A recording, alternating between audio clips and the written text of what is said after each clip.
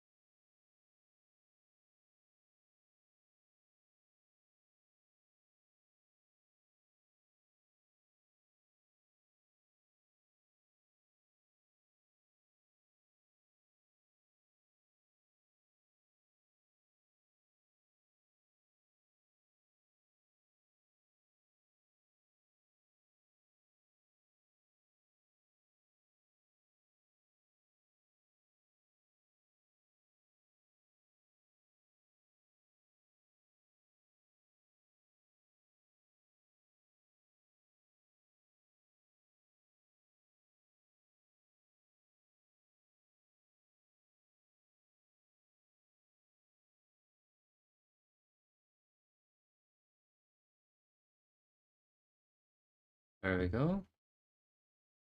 We got pretty far on the explosives. At least we think we did.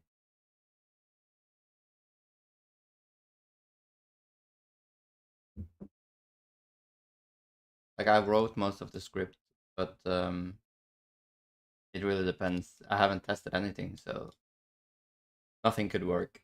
I don't know. We set up um like a detector to see what mineable object is in the explosion range, and then we have a little countdown when we drop the explosive before it blows up.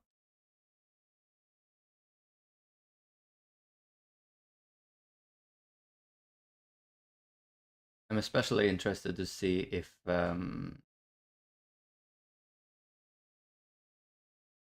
it's going to be able to blow up the blocks that spawn after the explosion triggers the first time. Because every time a block is destroyed, a new one is spawned, and the explosion is supposed to then next frame check if there are any new blocks in range before and do damage to them until finally there are no new blocks in range. Then it's gonna stop doing damage. And the second thing I'm really curious about is how bad is it gonna lag? The bigger the explosion, the more it's gonna lag. And if it lags too much, I will have to make a workaround where we, for example, uh, set the explosion like locked in space while it's counting down, and then when it triggers, it will or before it triggers rather, it will gradually spawn all the blocks that is needed to within the explosion range.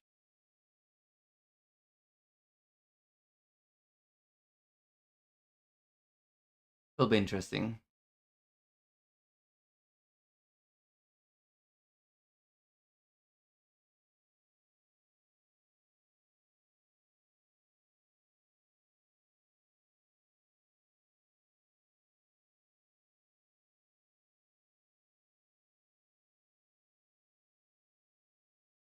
For the VFX, I actually think it would be a really good idea to have like a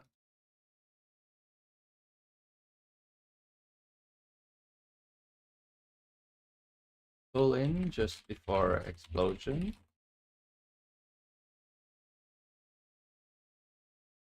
And then explosion. Maybe shockwave in front of the explosion.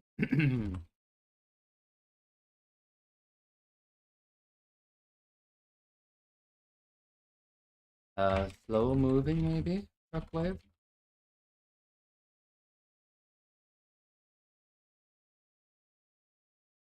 Not that slow, but the shockwave from the blast would be cool.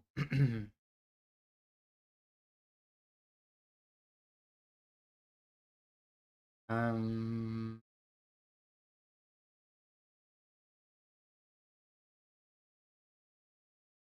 It'd also be fun if the player got knocked back by the explosion.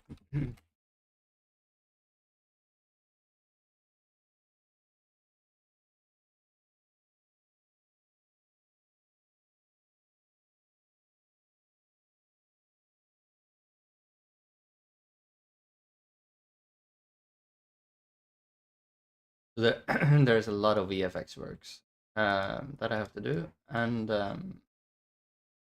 before that, I should test the explosion to see how it works.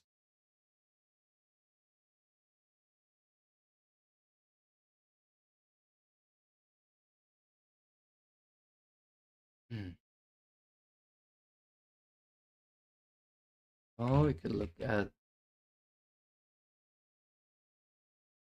We could take a look at the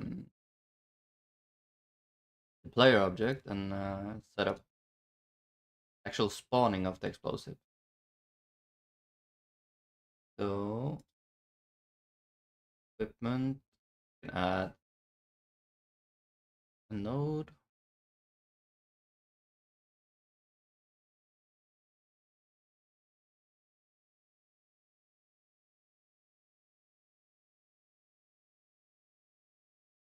Name it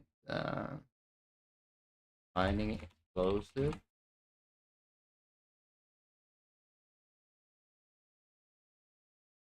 Make a script.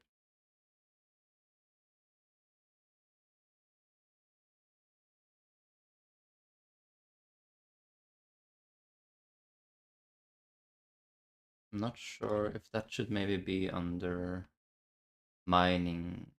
Makes more sense. The script itself, at least.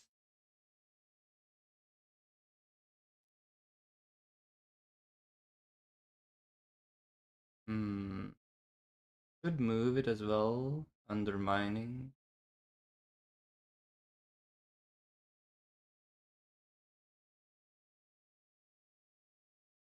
Well, we'll see.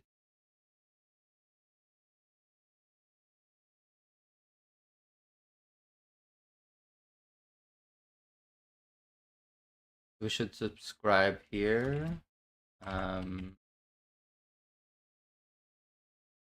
to mining explosive. Upgrade it.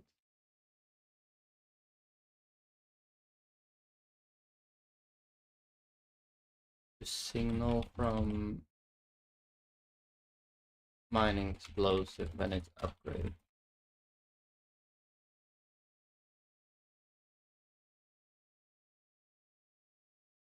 Similar to other equipment. So we will have to make a shop for it. Um,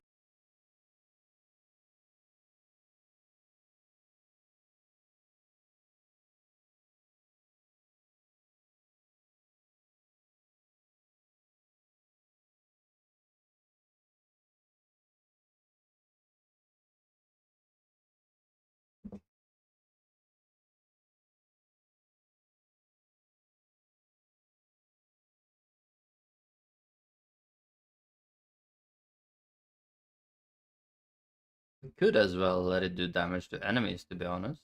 Um,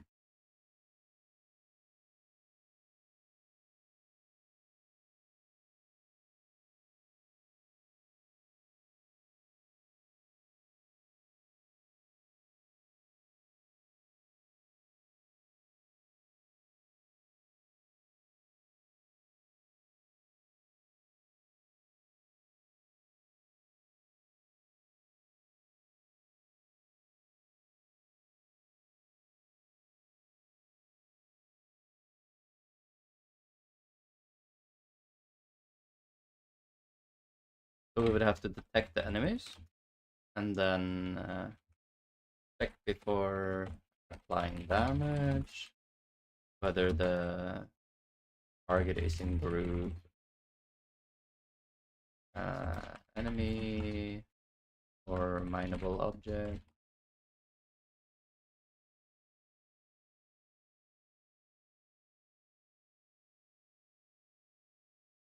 If enemy, get main hurt box, fly down.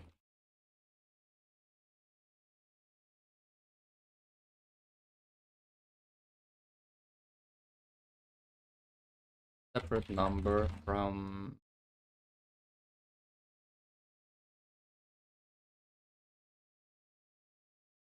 Um, mining damage. His enemy have more health.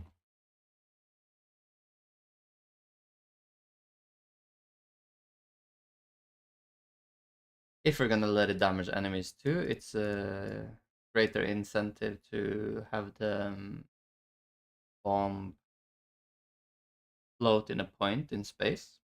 So there's several things that I see makes it benefit from floating in space. That's probably what we're gonna have to do. We'll see.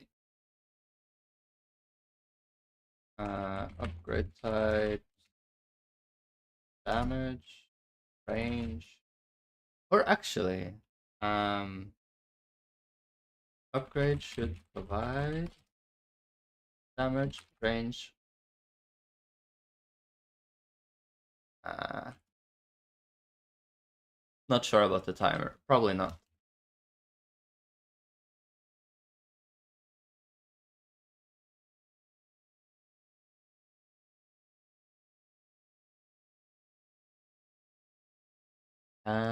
So I'm trying to make it so I don't have so many options when you upgrade. Instead of having like multiple options here per weapon, you have like multiple options. Instead, I want to make it so you have one upgrade for each thing, like pickaxe level.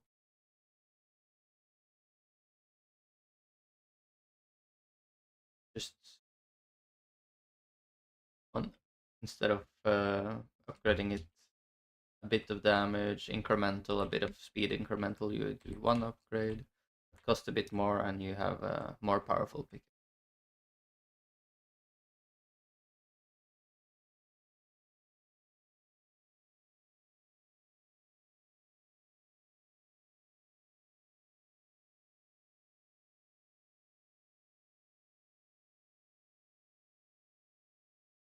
Yeah, yeah.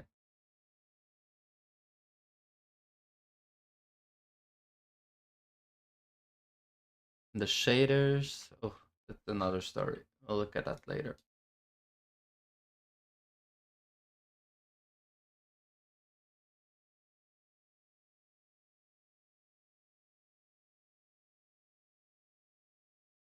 So we're gonna have variables that from shop on spawn via signal.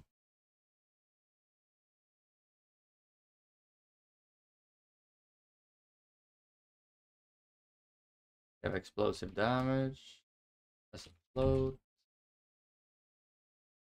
We have you can set it to 1. Explosive range, float.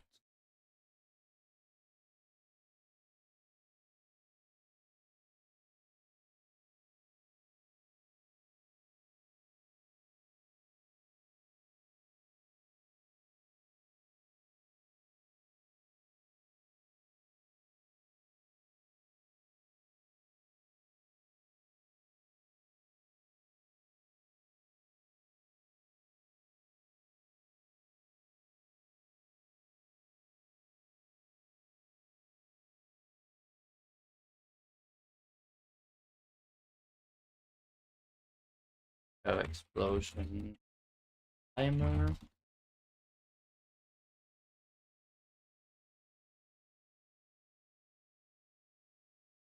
The,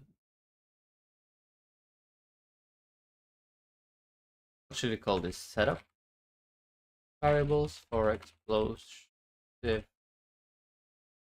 mining scene, something like that.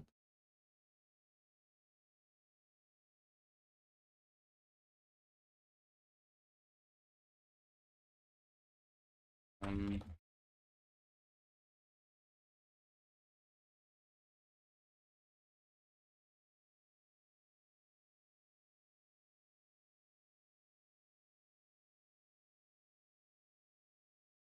Okay. We have export variable explosive scene, mining explosive, act scene.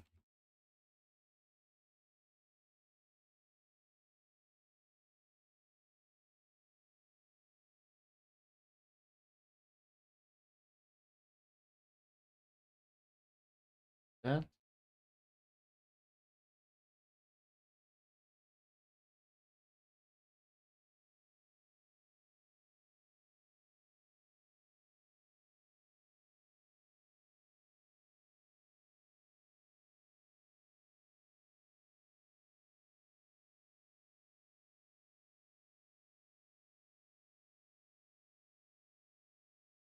Hmm. Now we need variables for the actual what should we say, cooldown and stuff for the player. That's gonna unleash the explosive. So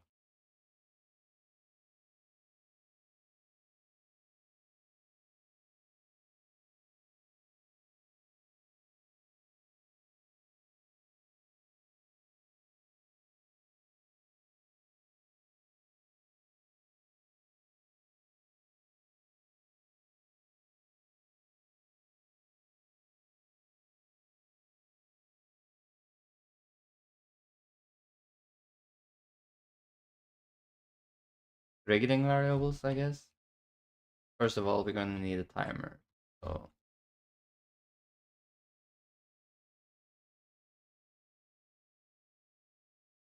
close mining explosive cooldown, right?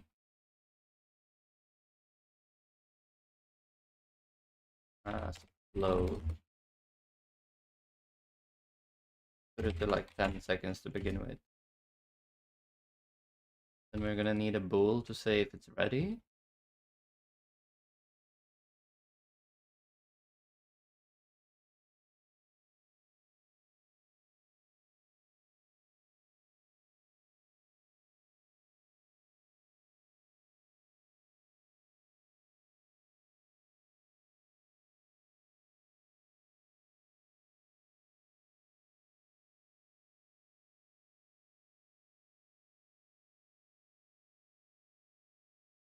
I'm a bit unsure if I should use physics process or process for the countdown, to be honest. Um,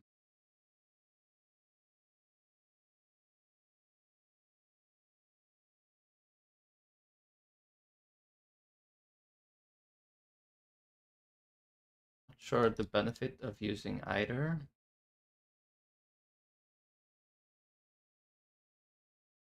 So I use physics process or process for a countdown timer. Uh, for when my explosive ready.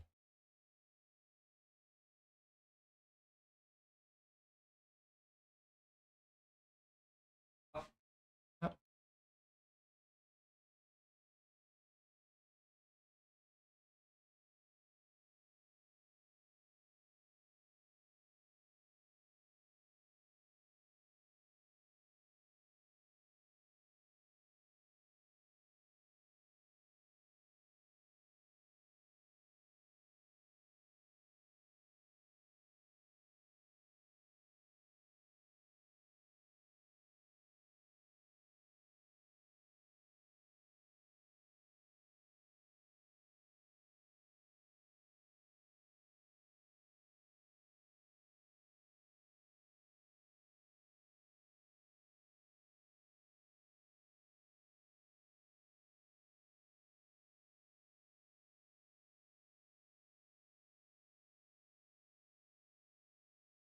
So maybe the spawning should happen in physics process.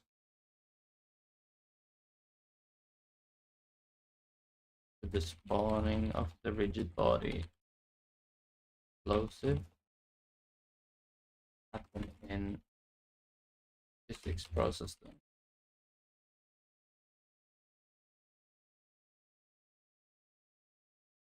No.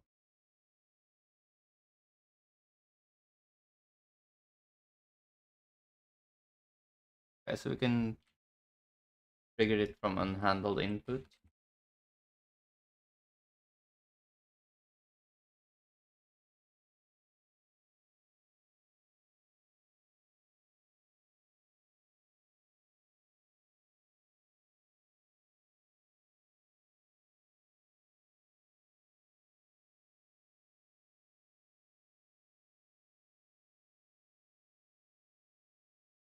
Uh,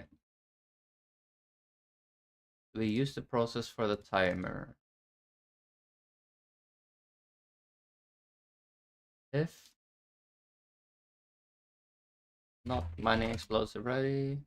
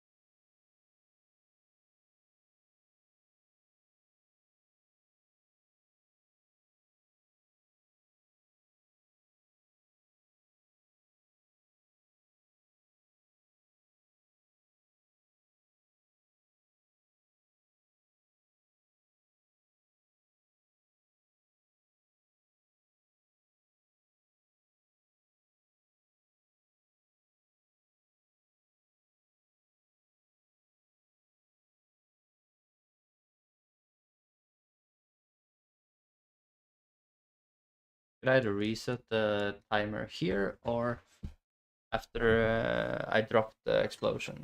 It doesn't matter.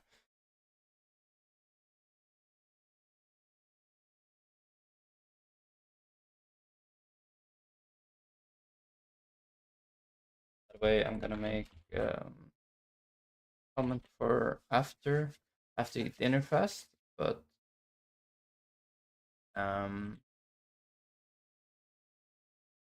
setup logic for dropping explosive on button press if an explosive ready. And handle input.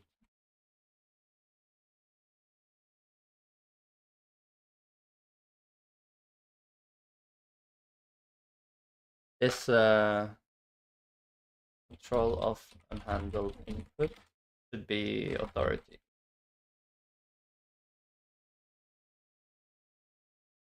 Set up authority for client for unhandled. Can be controlled by the server, that's fine.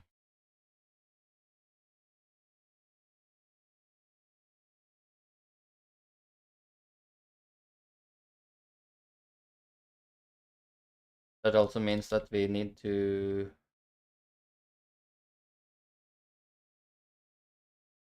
do this part. We have to share it with the client. We can do set explosive ready.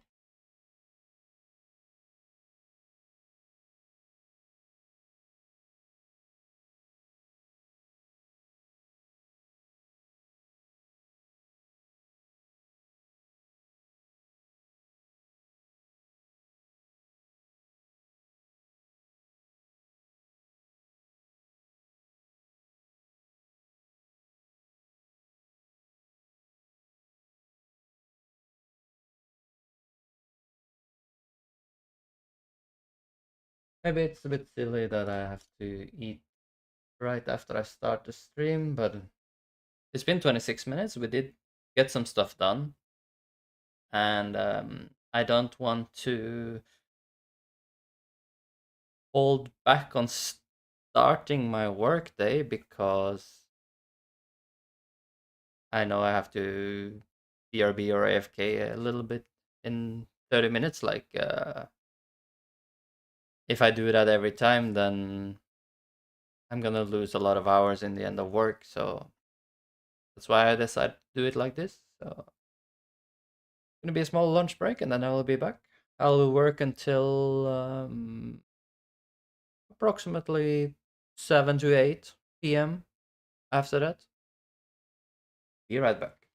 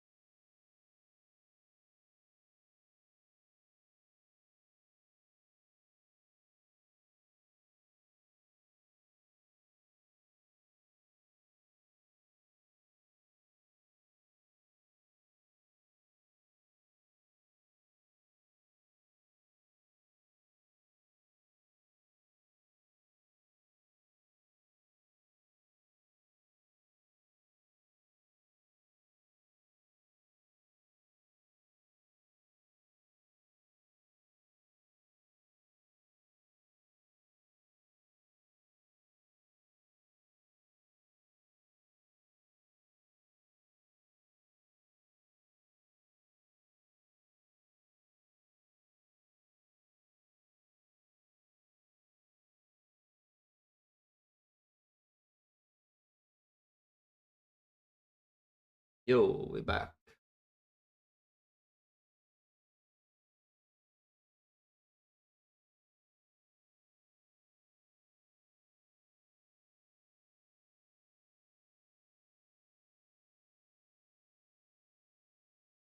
I noticed we don't have music in this scene. Maybe we should add it. Um,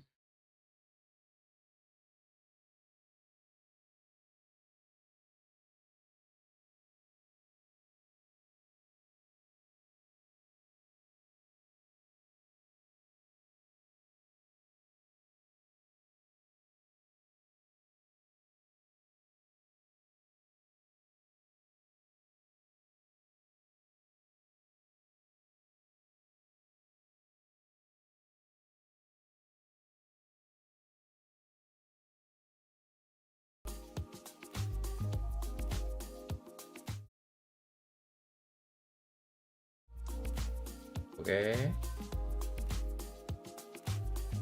that seemed to help a little. Should also our Godot place down.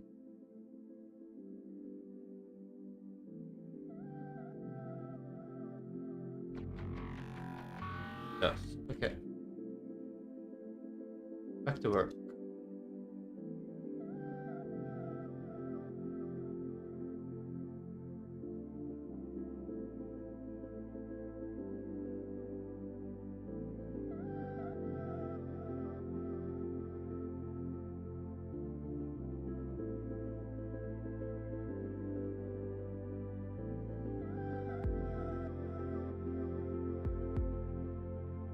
So when explosive is placed, the timer equal explosive cooldown.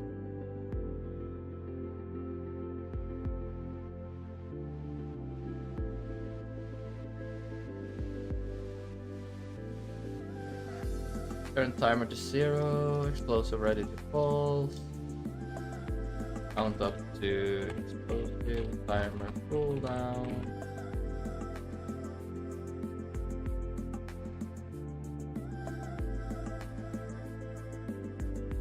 Okay.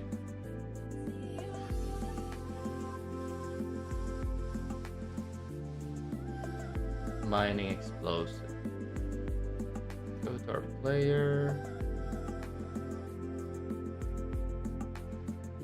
We should organize these nodes, to be honest.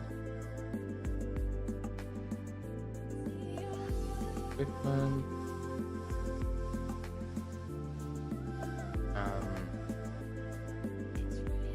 Mining explosive.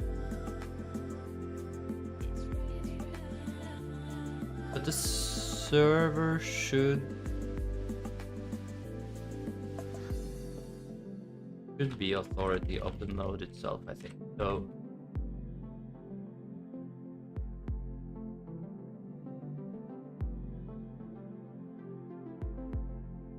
what I can do instead is reference the player here.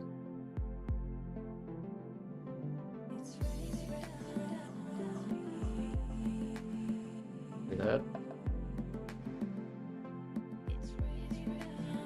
And then we can do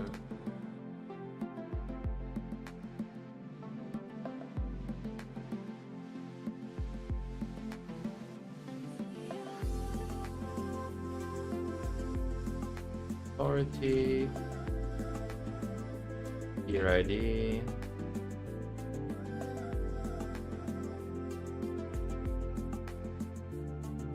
year ID of player control, game claim, who owns the player object,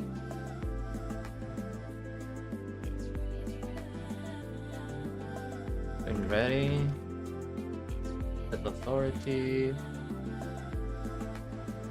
set tier ID equal to player node dot name, and in, and then we set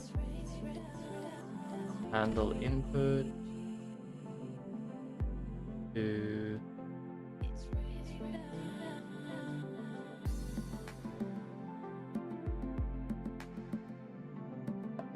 Old player get unique ID is equal to peer ID. So what this will do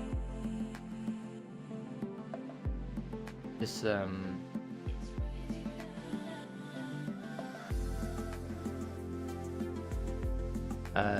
if the client who runs this code is the same client who owns the player object, then process unhandled input is true, and we will listen to the key inputs of that player. We could also do like authority. Usually do that for clarity.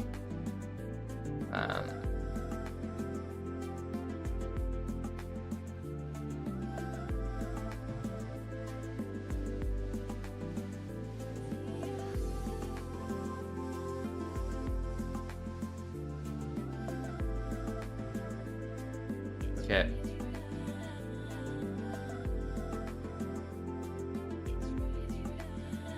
So the server runs this.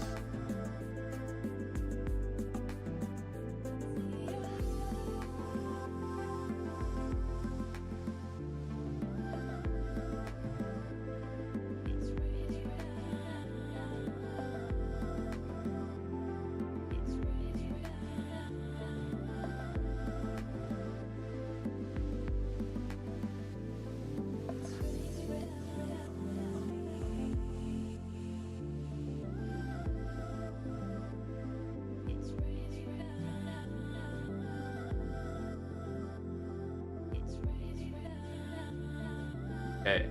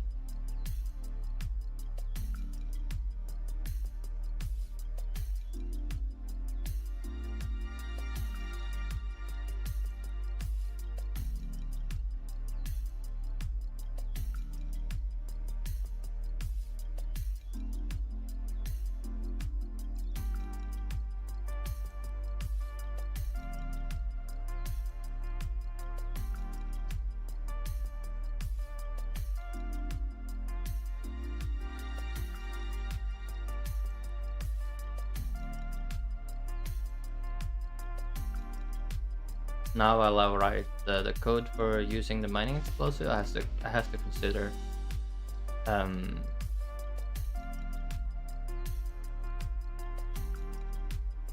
basically what is going to be RPC called and not. I think I'll just write down the functioning first and then decide what needs to be shared.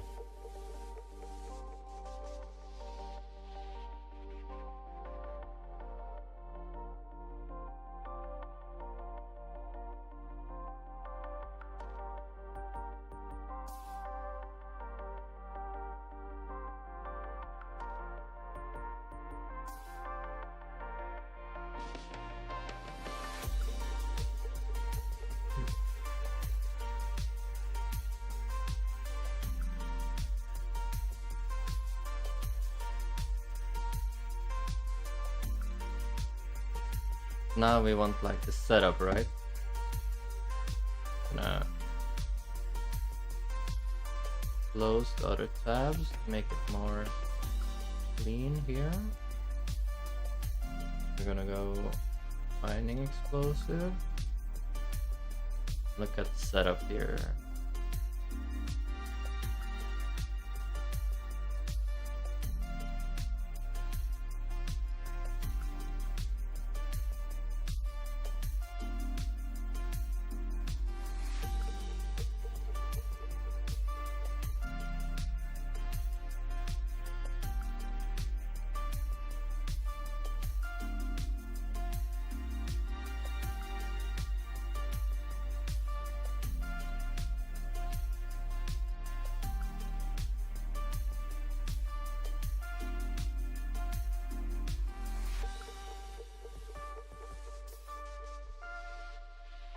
This should be RPC code, right?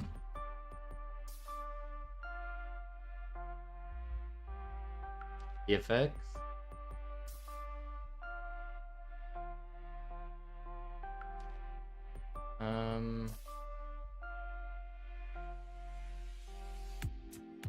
Initialize can be run by server.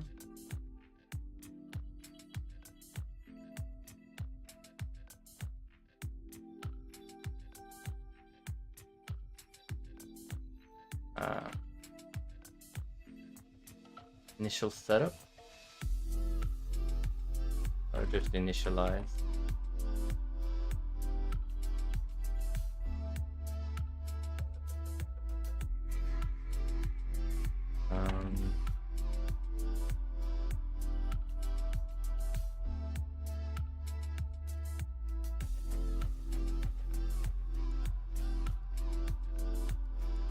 I think the server should be responsible for this as well. Player, mining, equipment, mining explosive, when client presses use explosive.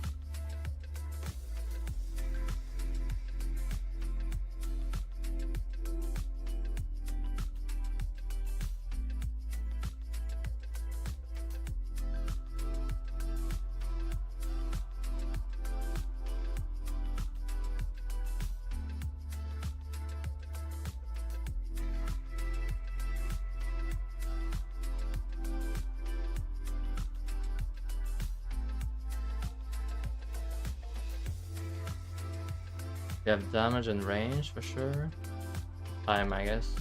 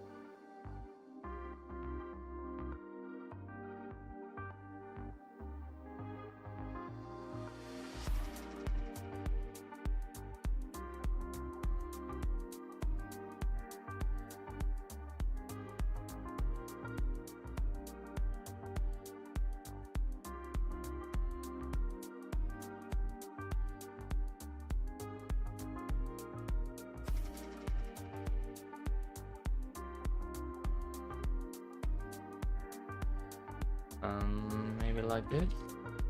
Full float.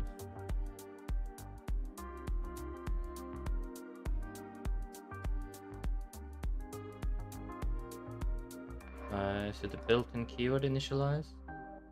Range. Okay.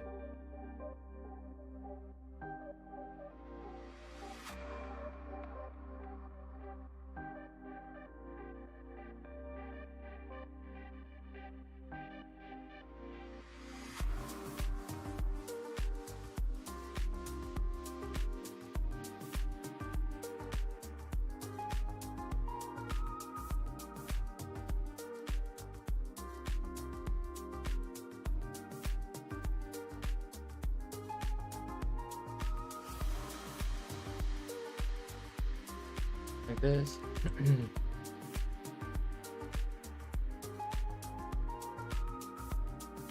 All of this should be run by the server, I think.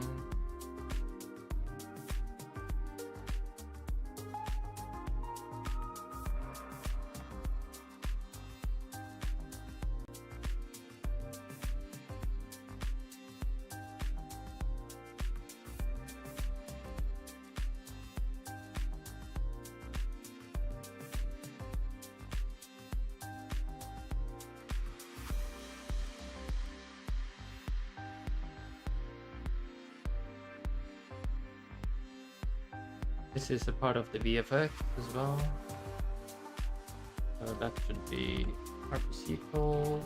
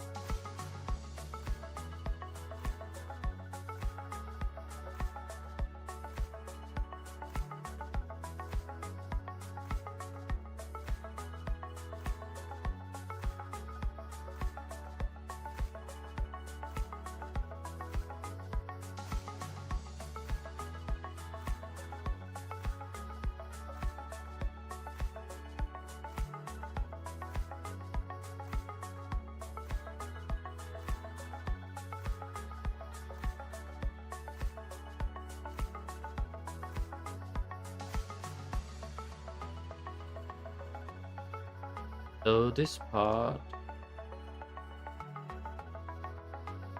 I don't think I have to share it, but I think I have to, on the explosion VFX, has to send the damage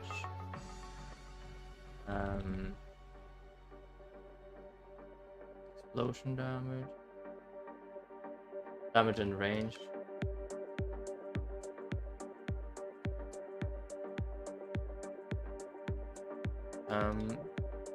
Because those are probably going to be influential on how the explosion is going to look in the end. And only the server updates these variables on spawn. So the server should inform everyone before they make the VFX how it's gonna be affected by damage and range.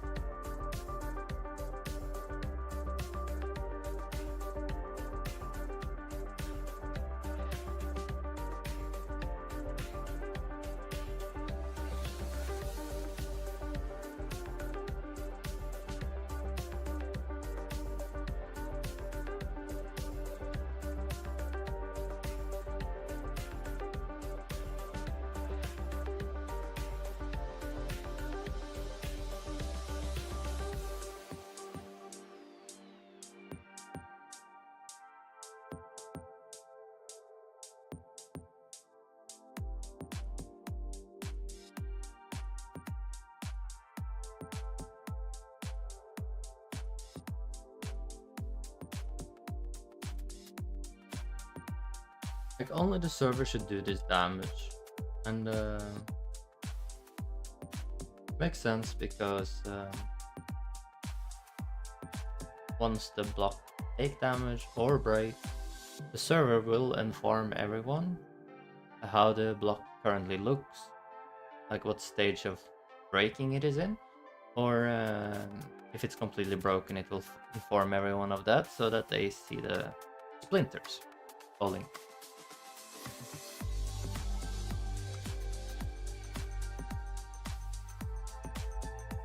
Okay.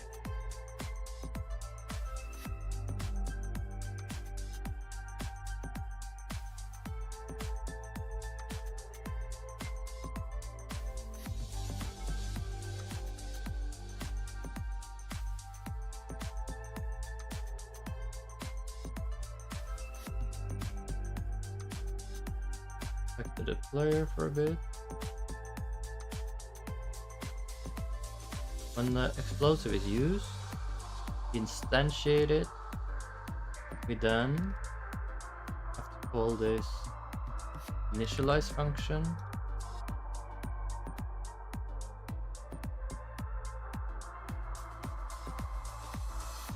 Use damage, radius, and timer. Damage, range, and timer. Explosion, damage, range, timer.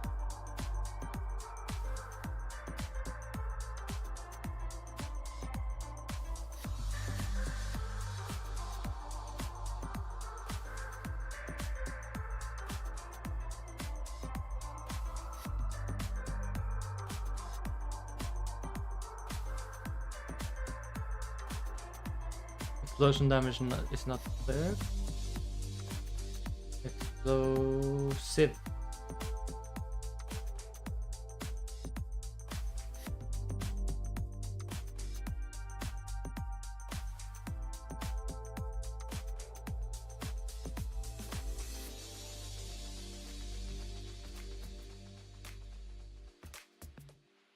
Okay.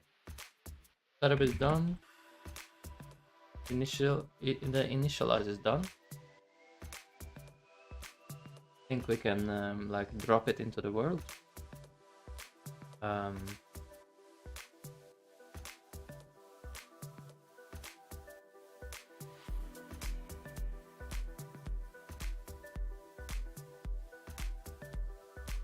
We could use the transform.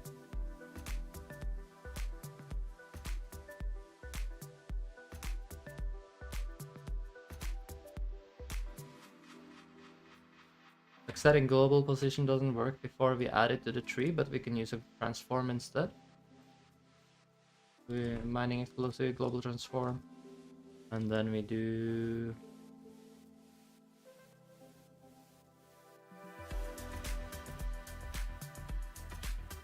just the spawn position.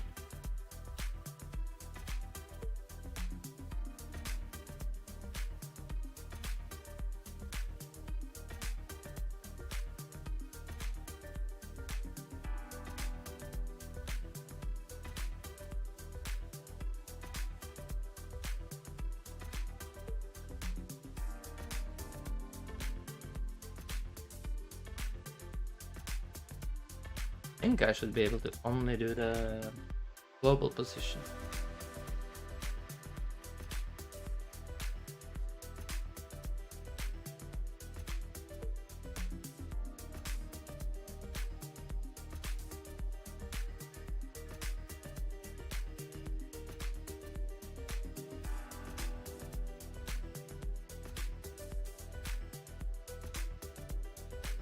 So a vector 3 is given to it.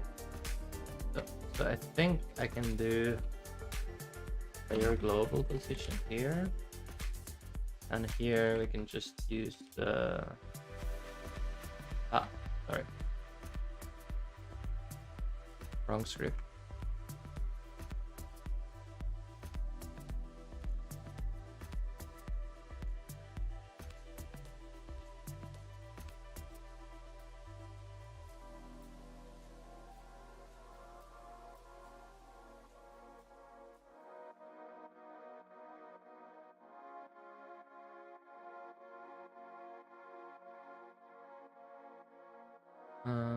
Player node. Yeah.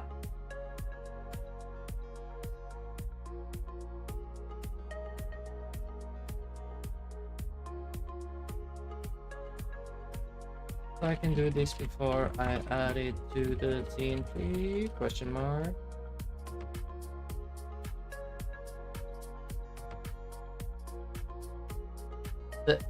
The explosive should probably be spawned in a multiplayer spawner, or this should be. I don't think it should be RPC called. I have to think right now.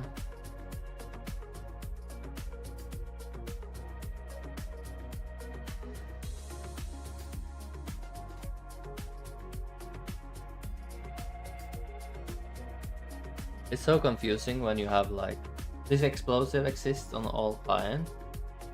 So when the explosion damage goes off, does it go 4 times or not?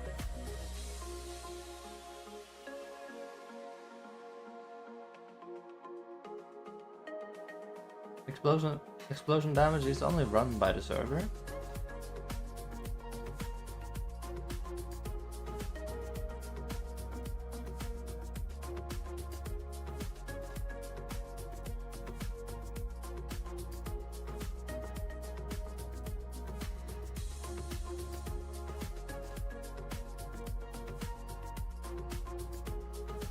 I'm curious to see how that's gonna work, to be honest.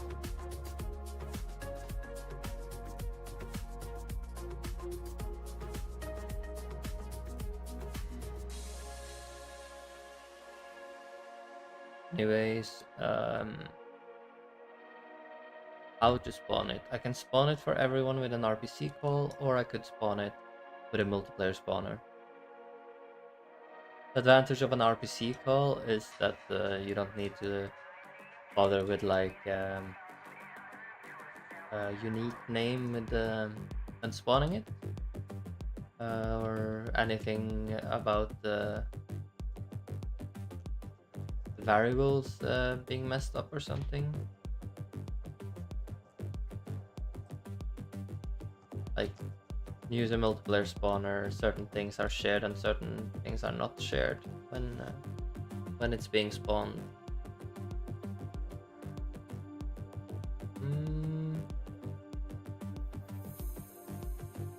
Like if you set only global position on it, then that wouldn't be shared up after adding it as a child of a multiplayer spawner route.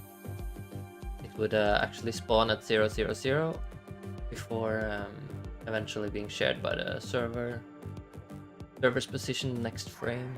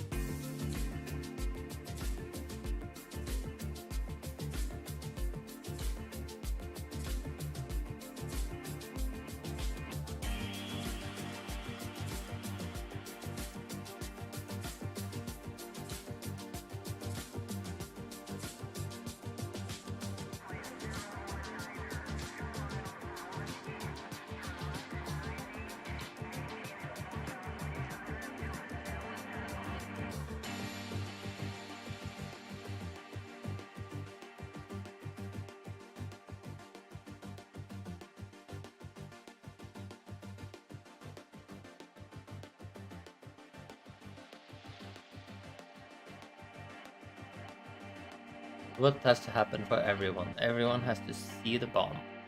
It has to spawn for everyone. Everyone has to see the VFX of the bomb. And what has to happen on the server? The server has to control how the bomb spawns for everyone. Then when the bomb is gonna blow, start up the VFX, do the damage.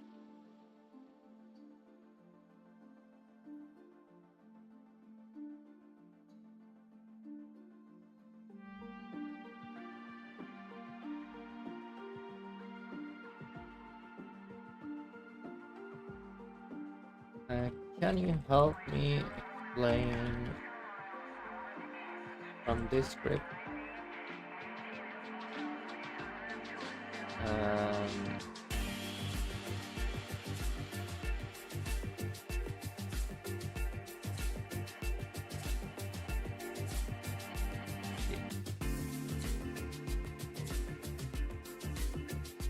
The object with this script. I can spawn in with an RPC call for everyone, or I can put it into multiplayer spawner. Right now I am very confused of how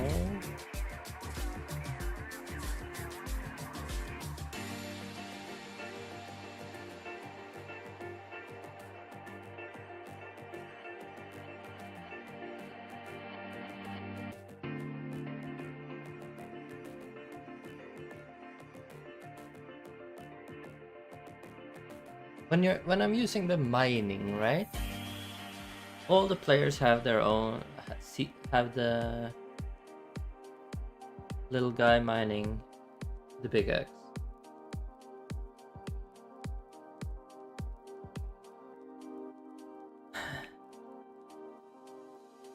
Even so, the server only applies the damage done by the pickaxe once. And why is that? How the damage application works with, for example, 4 players, and I need you to explain to me, like I was a child, how this actually works. But I understand.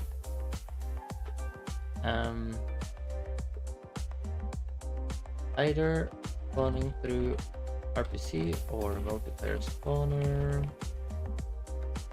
will give everyone an instance of the bomb on their own client screen.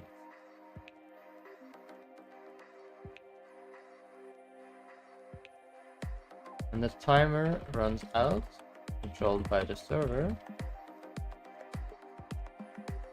bomb blows and deals damage to nearby mineable object.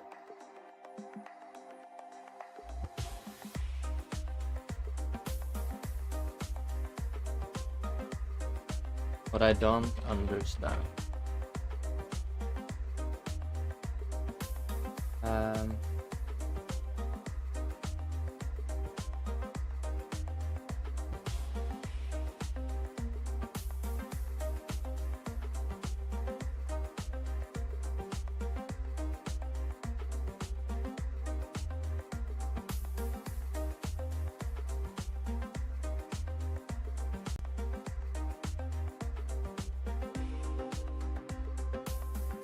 I added this line on every bomb instance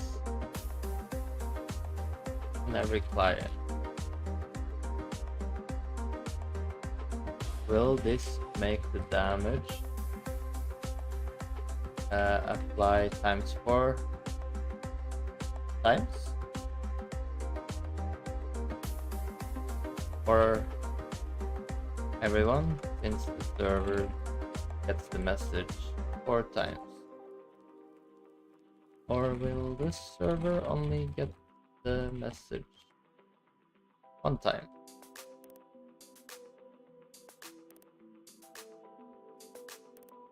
How does this work? This is the complication of multiplayer, right?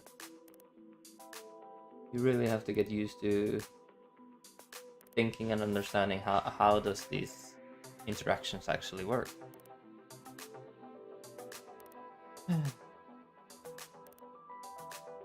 Well,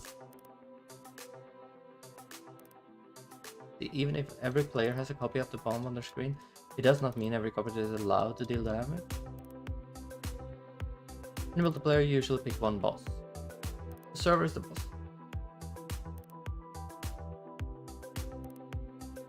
Physics process run only on the server.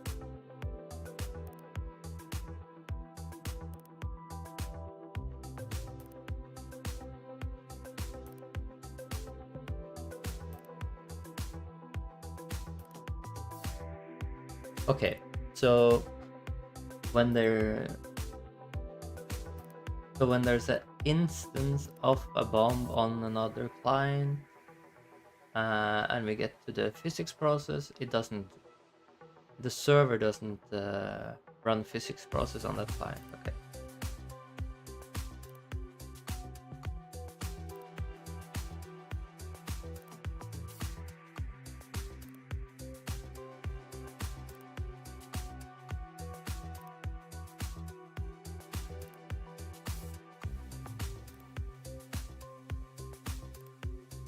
RPC health adjust. Actually, target RPC health adjust. True. That should only be done by the server, I guess.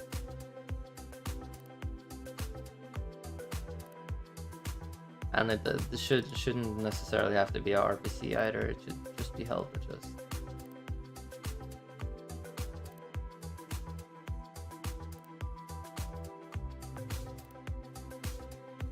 Like that then.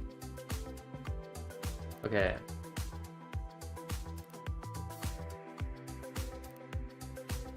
So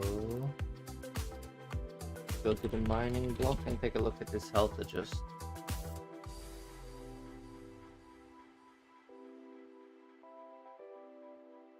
Run by server, called by anyone in player mining. Flash by mining explosive. A server from mining explodes. But that explains why we have the RPC, because anyone can call it when they're mining. And only the server should run this. Okay.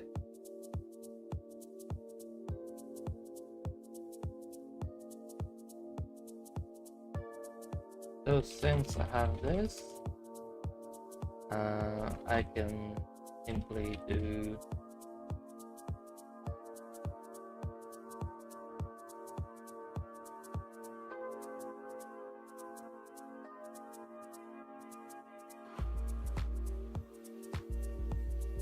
this case where the server, the one running explosion damage part from physics process. Okay, understand.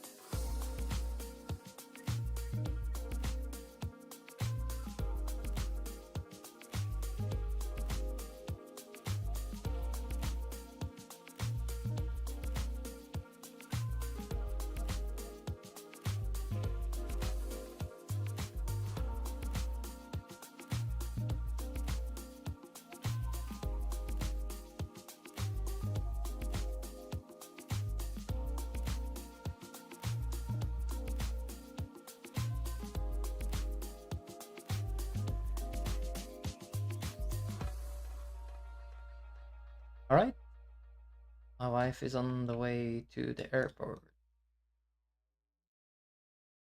She will be arriving at 11 p.m. today, so I have to leave around 8 p.m.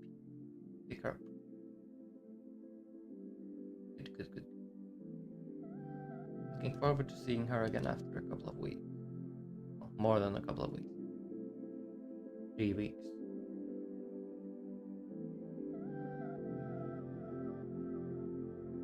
So,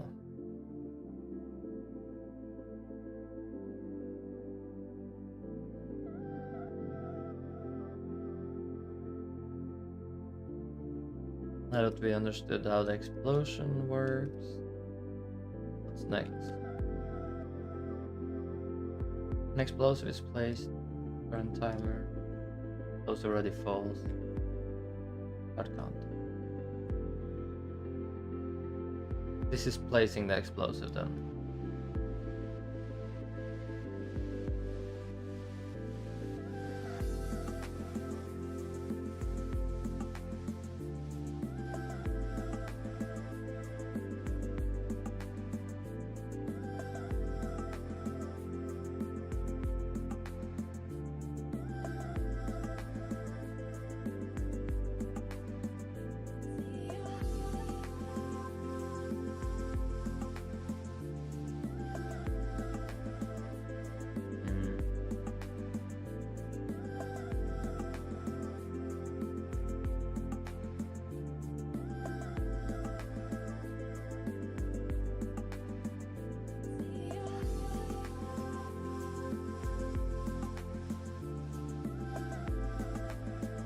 I can do this line, or actually I could do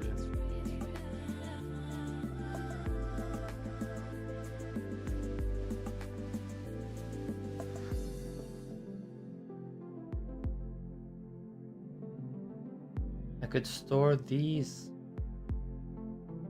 variables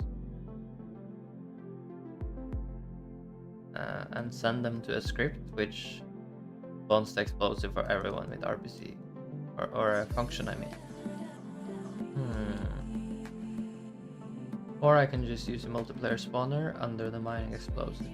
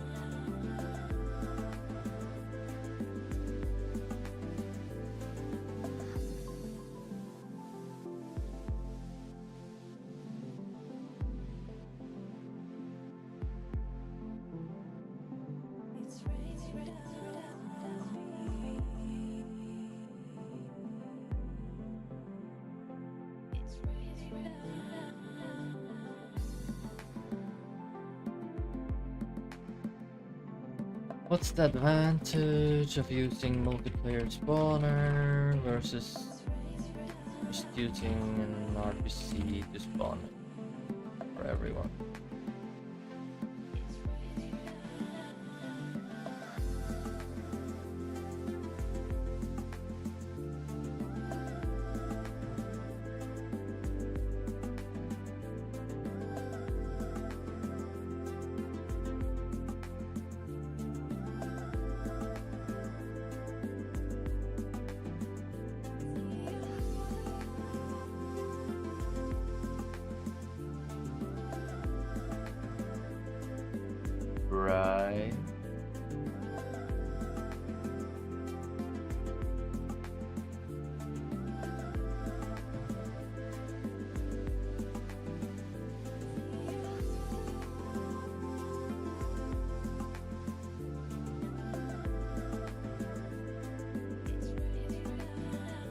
Right.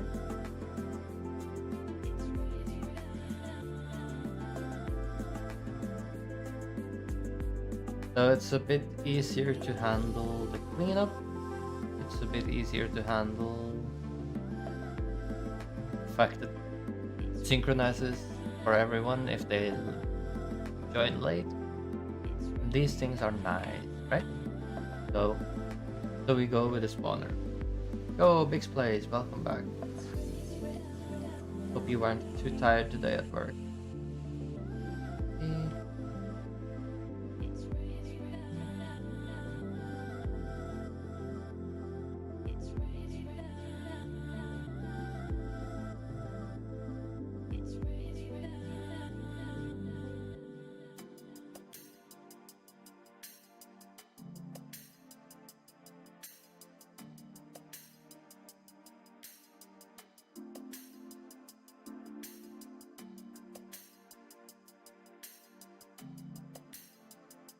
We assign the spawn path here.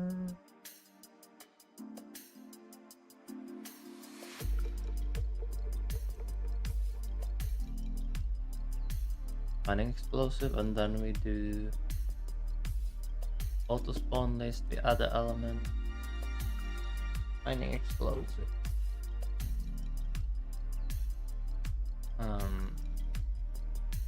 Scene. There we go.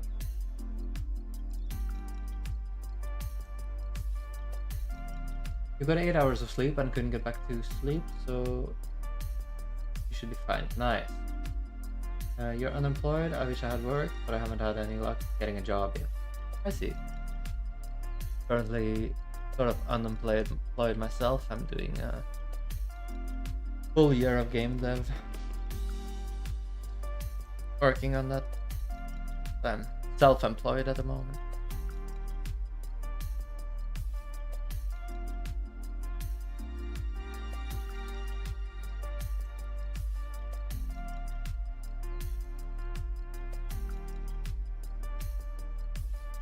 There we go.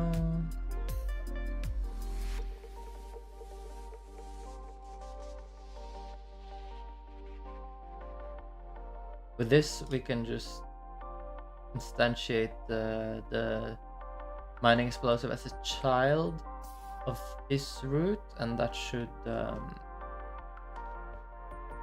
spawn it for everyone.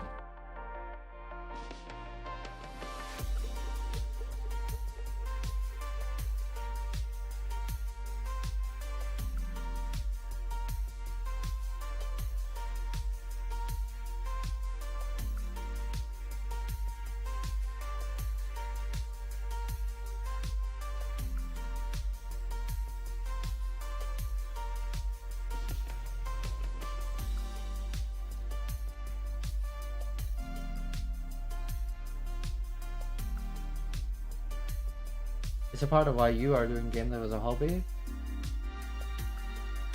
It would be cool to make money, but I'm not counting on that happening. If it happens, it happens. Why you treat it as a hobby. Yeah, that's how I started as well.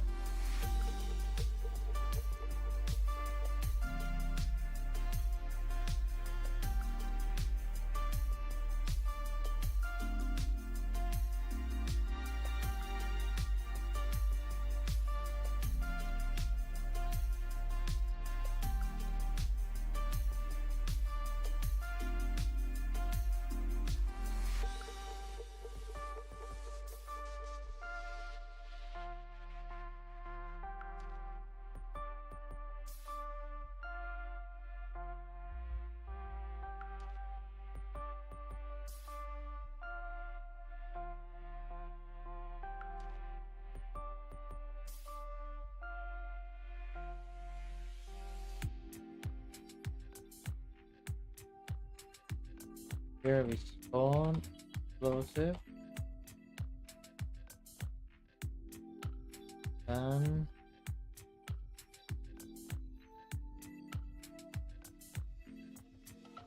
reset timer.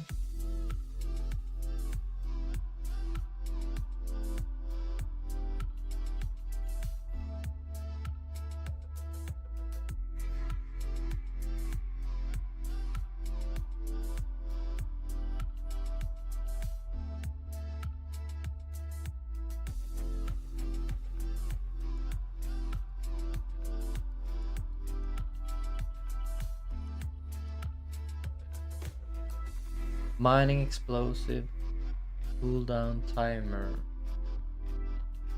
Oof.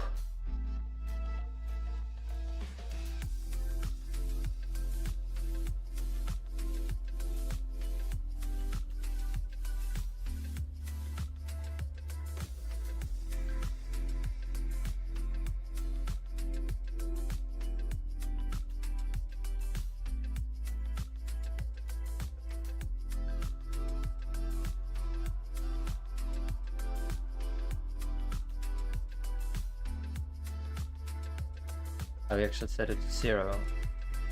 It counts upwards. And when it's greater than the explosive cooldown, then it triggers again. It is ready.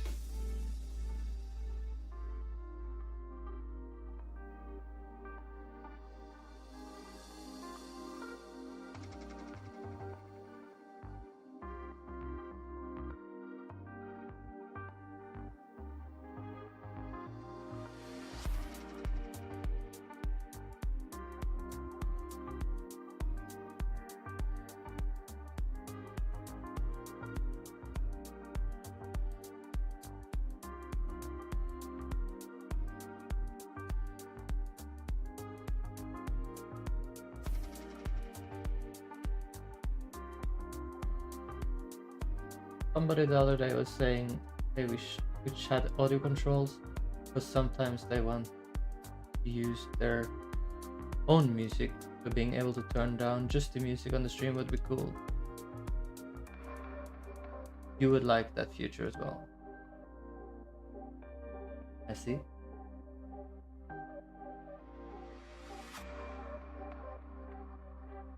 Would be nice, yeah. Good idea.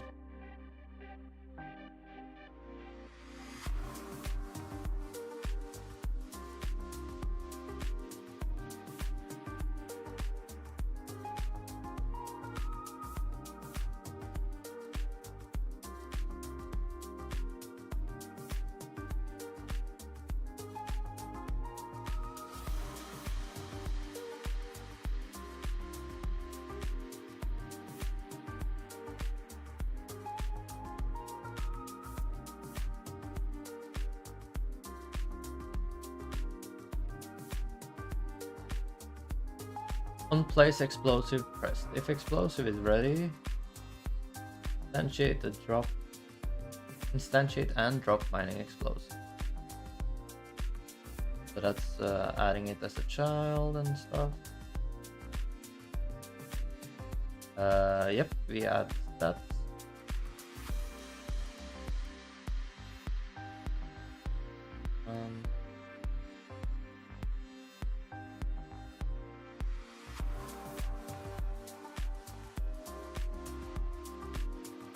This is a separate section.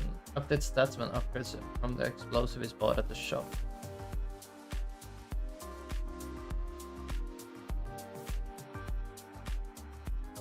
Down here.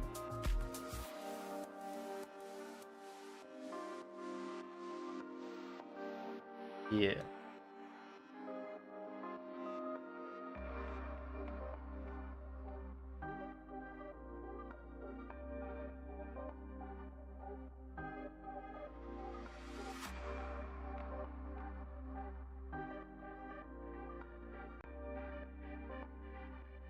Your browser audio is somehow turned down in Windows and you notice it. I see.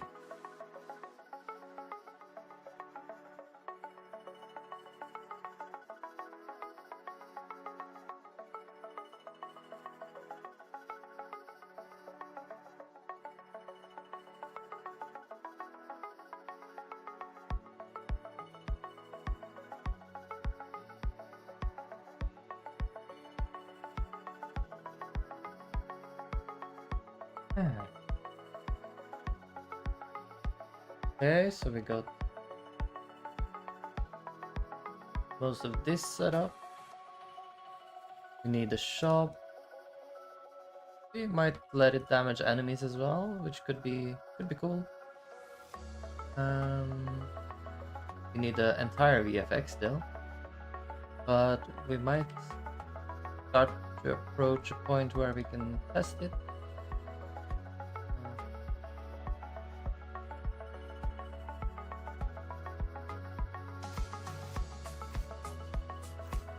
How does it actually look?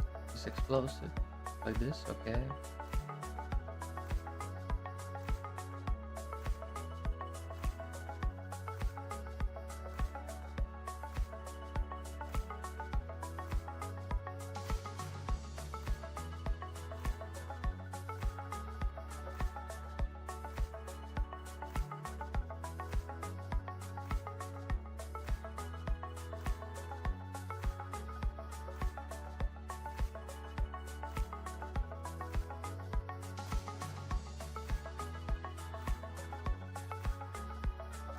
So what did we call the button we are gonna press? Use mining explosive. Go to settings. Input map, use mining explosive. New action. I wonder if I can sort this. It's obviously gonna be very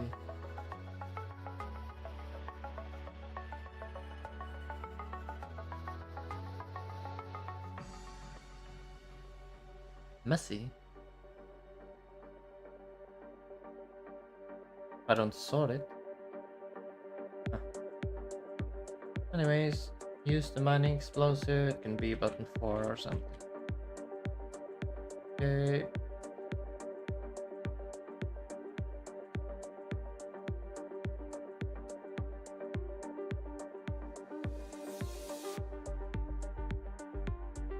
Explosive range is not set, so we go here. Explosive range should be yeah. This one needs to be set.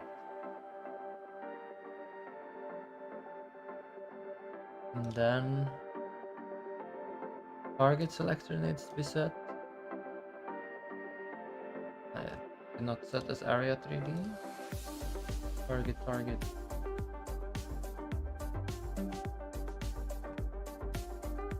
Area 3D.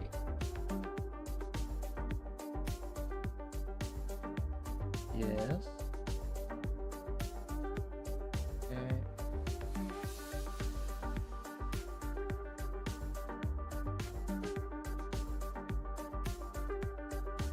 Sign it here. Explosive mesh. That's this one.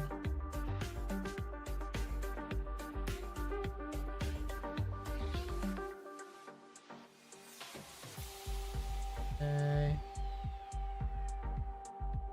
Try again. Mining. Explosive mesh.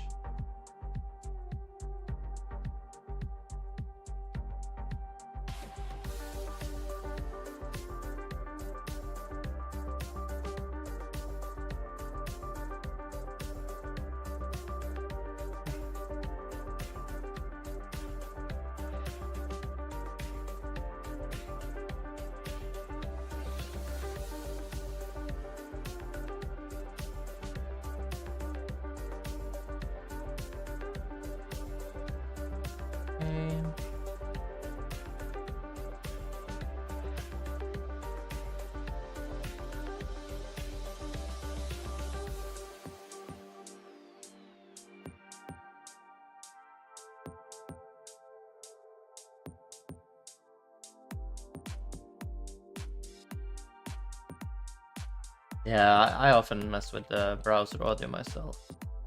Of the entire browser.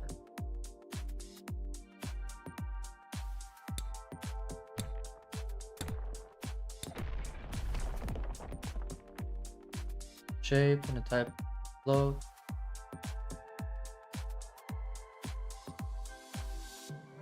shape float. Oh, radius.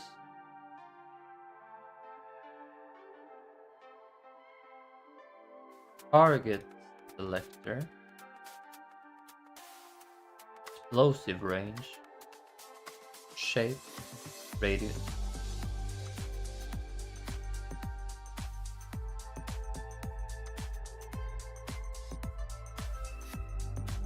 It's a float.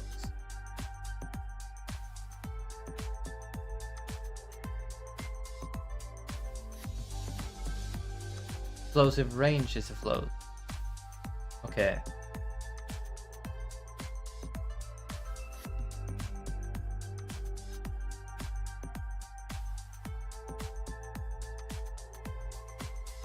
That makes sense.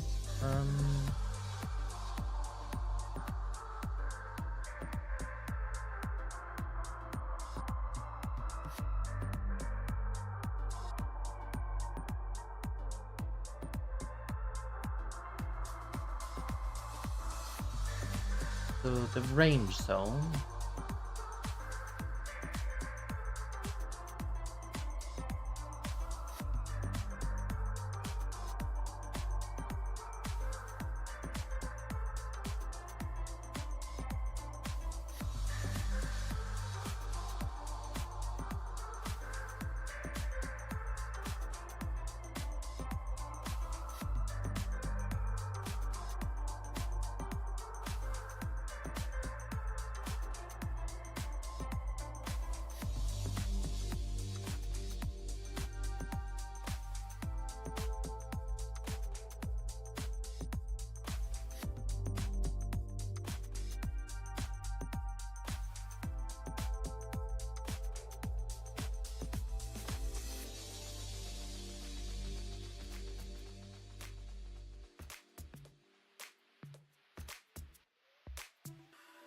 This one.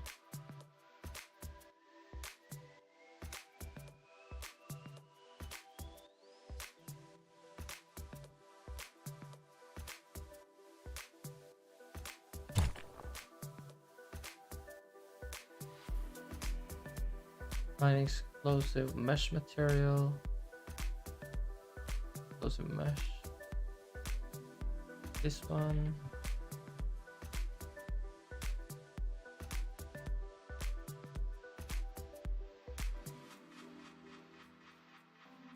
Okay. There's the bomb. There it blows. Oh. Okay, so there a couple of things work.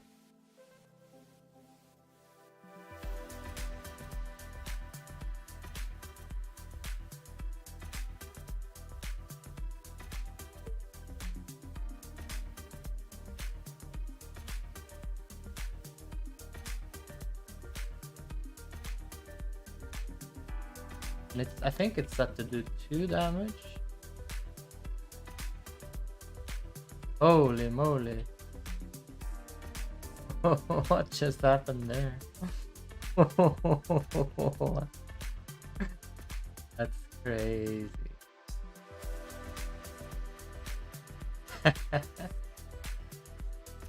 What?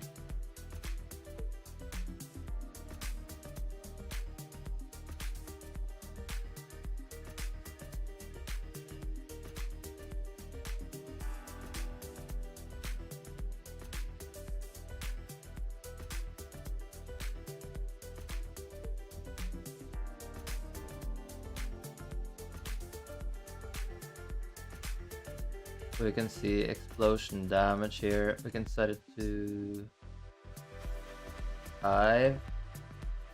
Hopefully that is still not gonna one-shot the rocks then.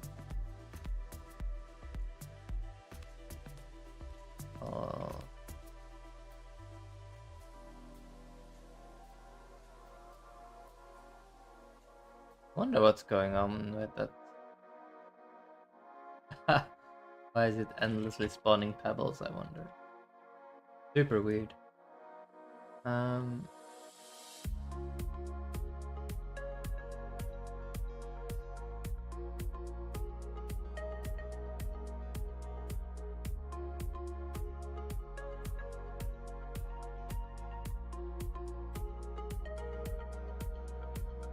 What if we set the damage to like 1? Ah, that's the range. Damage 1. Because the damage should be set by the other script, right? That's my concern, that it wouldn't be doing that correctly. I have to try to blow up something that is not an iron node because it's so buggy. Okay, so that one just didn't hit anything, I guess.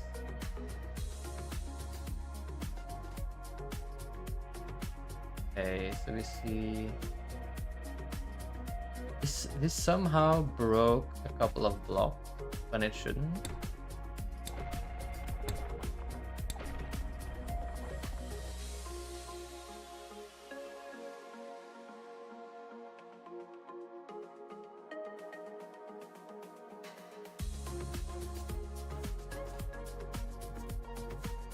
So when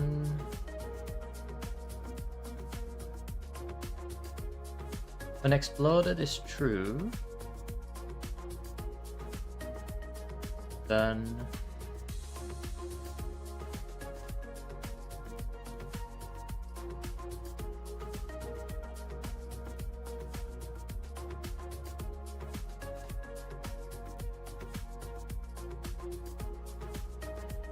if not explosion is done, it's gonna trigger explosion damage. First, it's gonna duplicate eligible targets array. For target ineligible targets.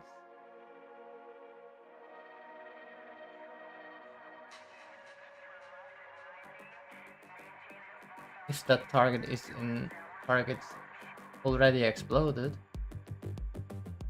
it should be erased, and if there is no eligible targets left, then after that, explosion done should be set to true, and we should queue free.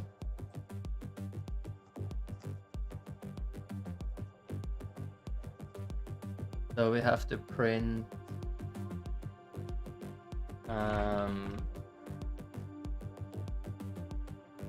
targets. We have if debug mode.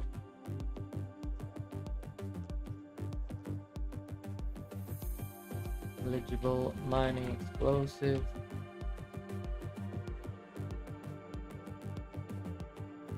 Eligible target. Okay.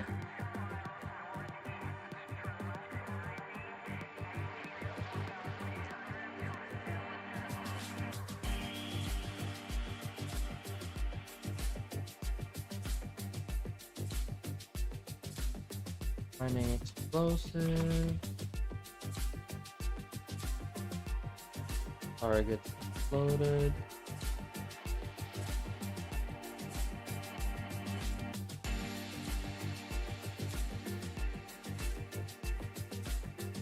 Here we add a debug mode.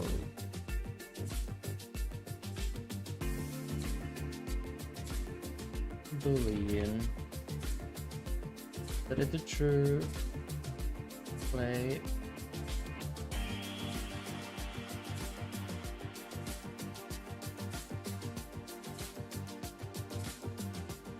So that's correct. There's no target. Let's place one here.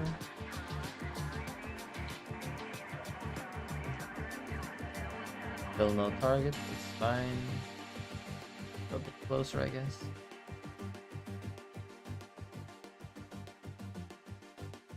Okay. We pause here. Or stop the game. We can try to figure out what's going on.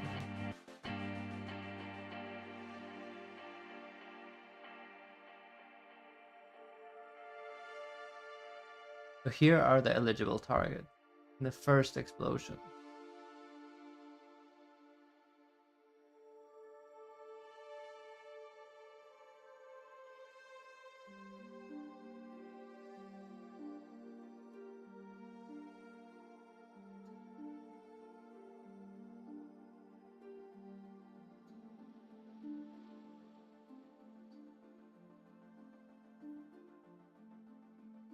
70, 68, and 69. All of these things.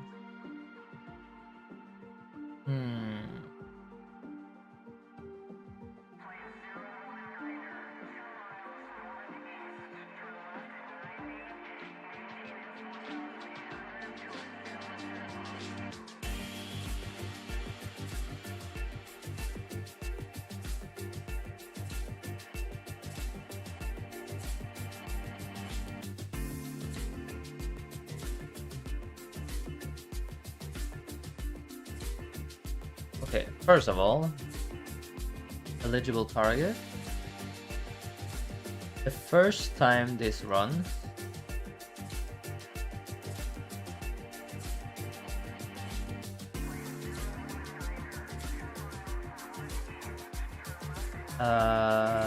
targets exploded should be empty.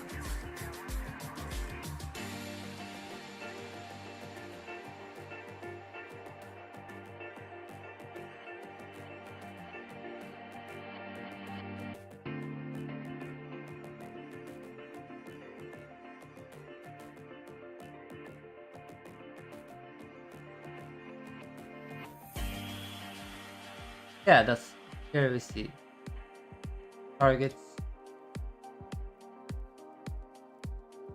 exploded is empty on the first one.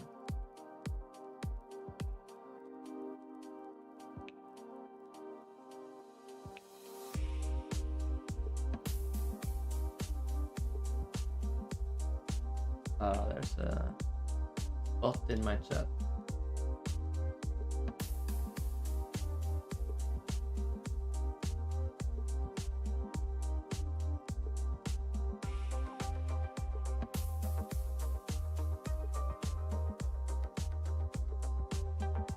There we go. He is deleted. Bam.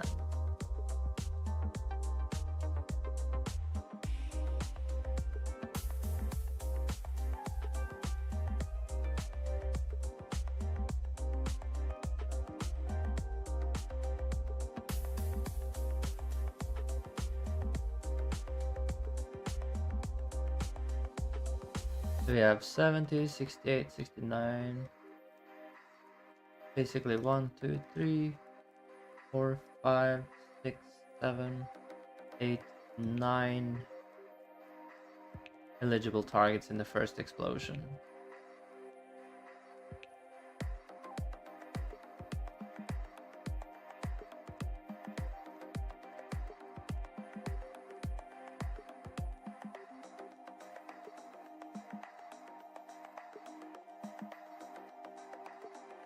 I think we should add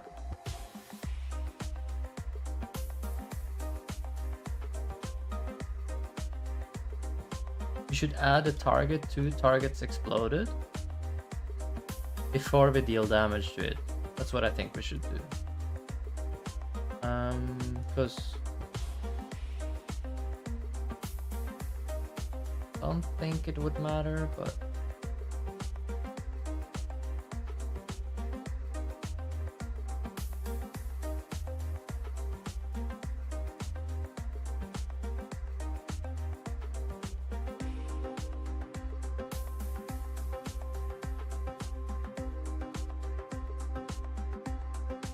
see, it's repetitive as well. It deals damage to the same targets over and over. It's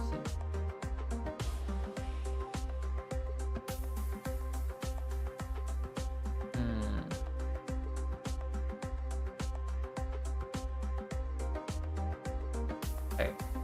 Let's look at it now. Block spawner spamming the chat a lot though. So go to world and the block spawner.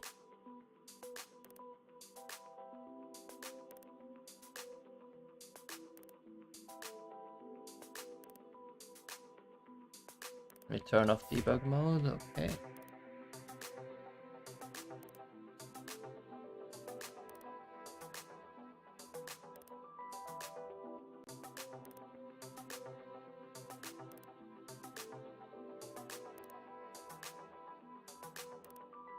Seems like some of the things in the block spawner not correctly set to debug mode. Added the weight.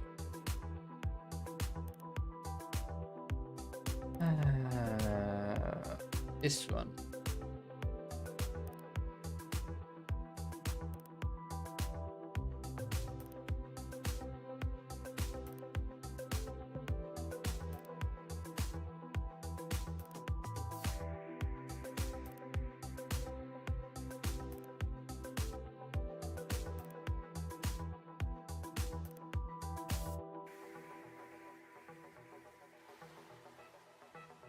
Okay, so we see it keeps running still. Let's see what happened.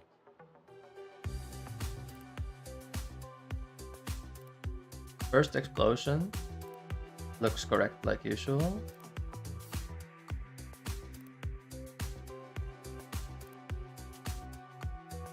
Wonder how much damage did we set it to do actually. Player, equipment, finding explosive.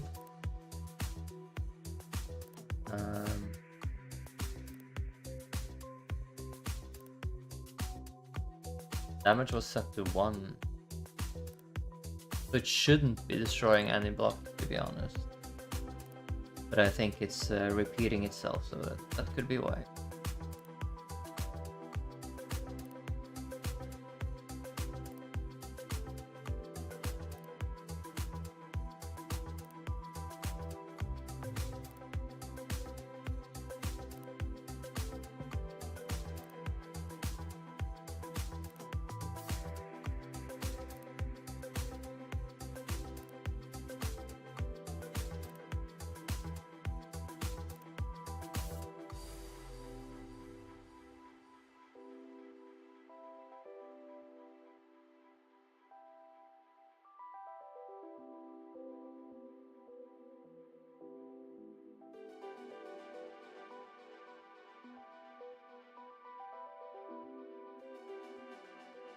So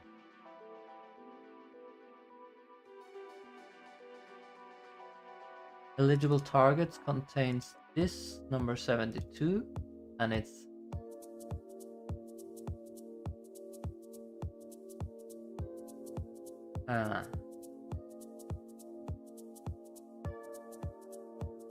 it's also in targets exploded, which I don't think should be happening.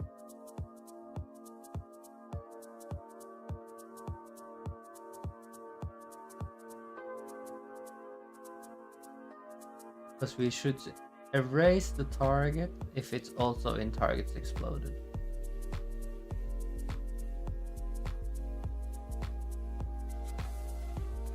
I do this. Yeah. This.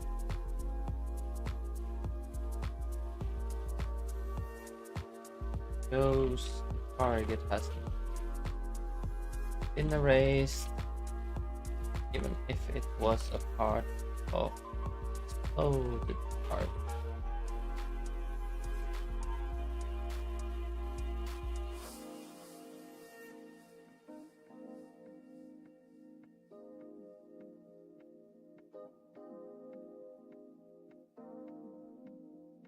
We probably have some syntax errors here.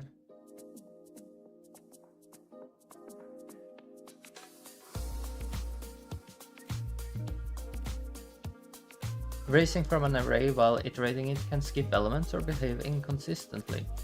The current code is iterating one array but erasing from the same array. You're looping after the duplicate, but still same reference, which is still unsafe. So you have the array here.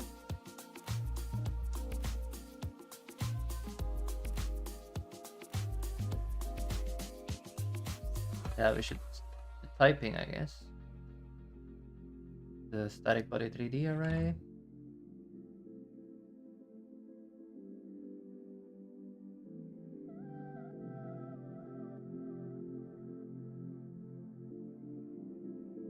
Let's see what is it trying to do here? It's filtering based on function T static body, which returns target exploded has T. Okay, so it's using filter. Remove objects based on the return of a function.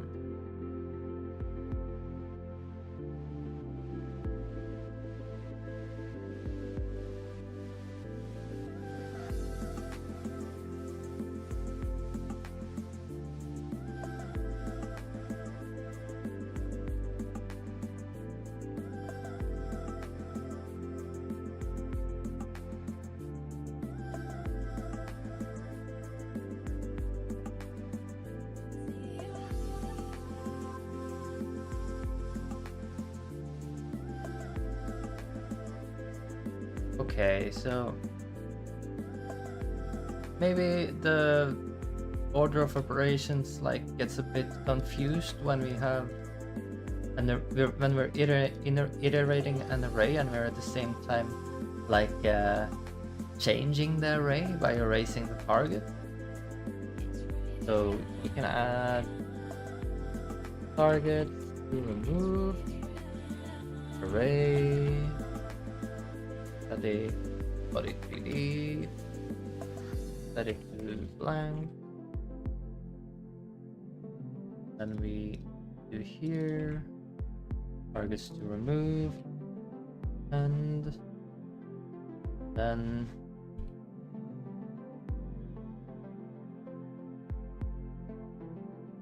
target in targets to remove.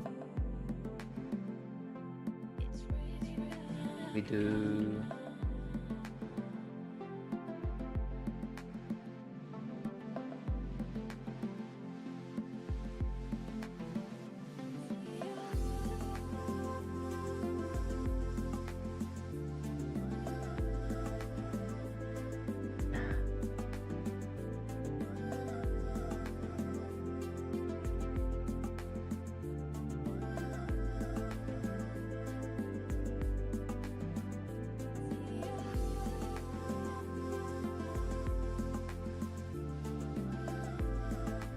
okay, let's try it like this.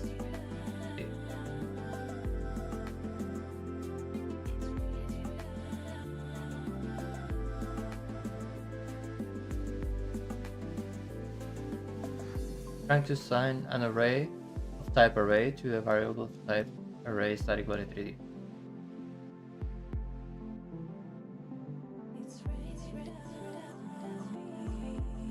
Okay.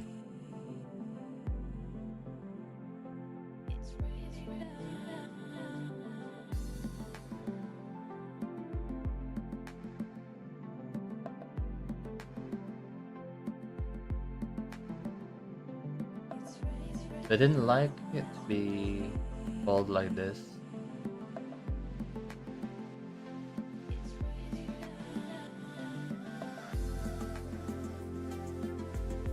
Target selector, eligible target. The mining explosive eligible target is just an array, okay.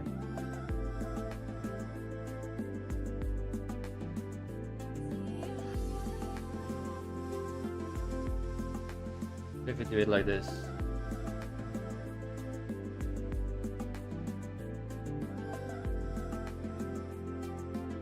Okay.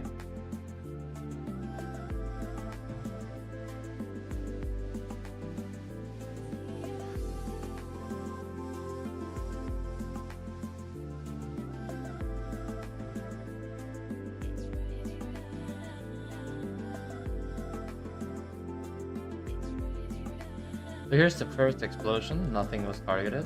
Here's the second explosion.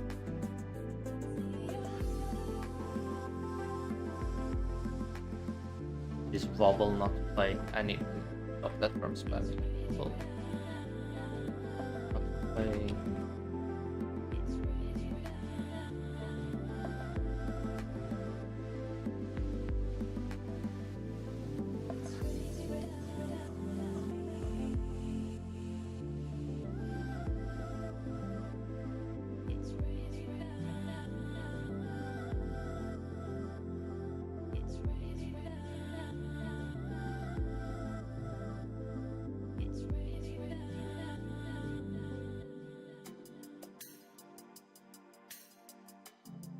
Yeah. Where were we? On the second explosion. It's gonna explode these guys. The target exploded list is empty. On the second iteration, it checks again, eligible target is nothing. And that is because all the eligible targets is now part of targets exploded and is removed from eligible targets. So now it seems to work correctly. And we also then see it correctly does like 1 damage. It did hit more blocks than what we can see though. But those blocks are probably... Ah no, it is 6 blocks here. Okay. Now that we got the explosion working, let's see if the damage is applied correctly. Go to the player, mining explosive. Then we just adjust the damage here manually. The 3. Okay, close. Now we can try to blow up iron as well. Yeah, exactly. So now it does 3 damage. These should have 3 health. 1, 2, 3. Yeah. Perfect.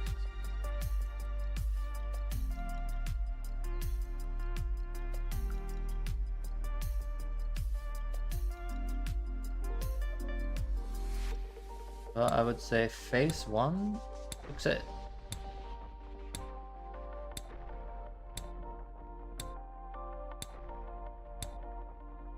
You would typically mine a shaft and then drop the bomb.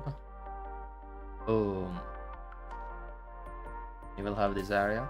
I'm kind of surprised it actually blows a completely square hole, since it's a sphere. But I guess the sphere is just touching the blocks in the corner as well.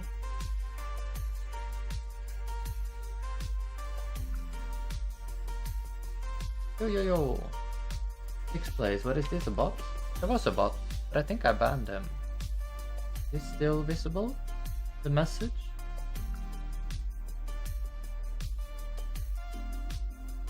Oh, what did you miss? Yeah. There was a bot that advertised for viewers and stuff. They always do that. I just banned them.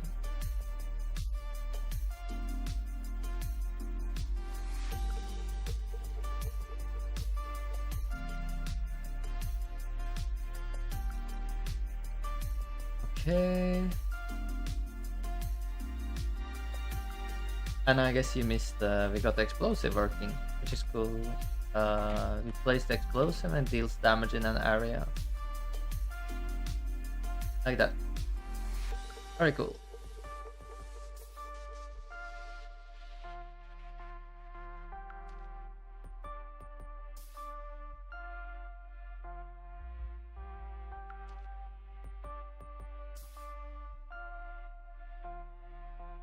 Wonder if the emission energy started at 1 actually. Or if the coloring is off. I think it was supposed to be orange to begin with. And emission energy 0 or something. Let's see, mining explosive. This one, material. Emission. Energy multiplier 0. It should be orange to begin with and then increase energy multiplier. So let's go where we increase the energy multiplier here. It should happen. When explosion timer is less than explosion starting soon threshold. The explosion timer counts down.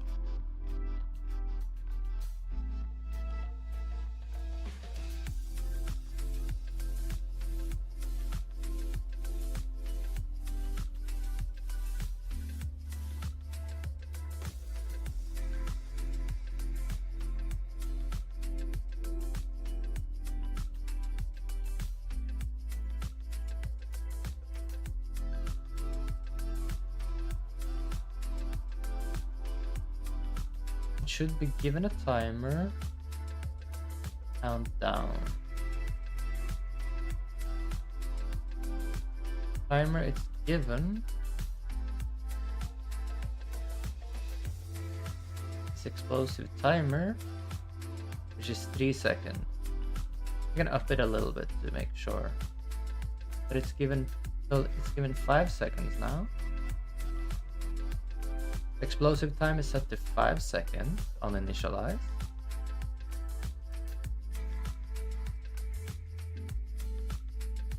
So when physics process starts and it's not exploded, countdown should decrease explosion timer by delta. And if explosion timer is less than explosing starting soon threshold, it should then start. Explosion starting view. So the threshold.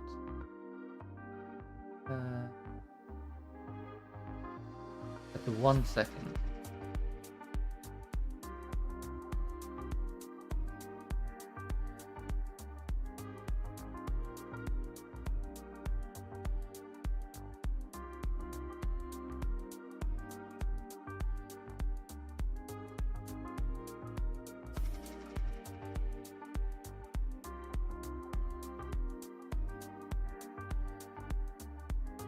Explosion starting soon. The effect because explosion timer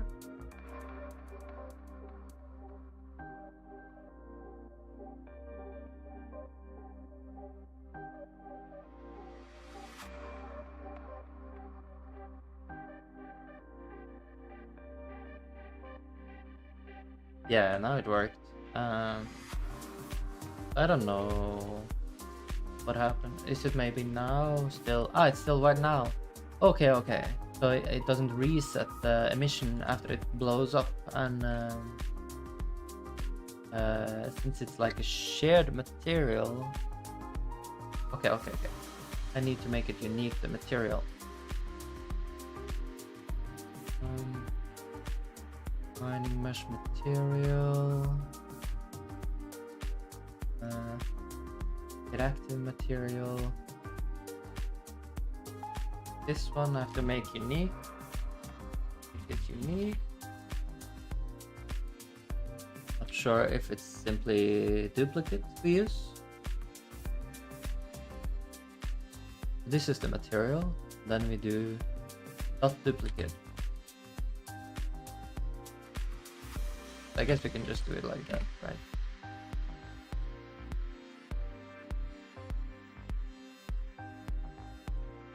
Now it's orange.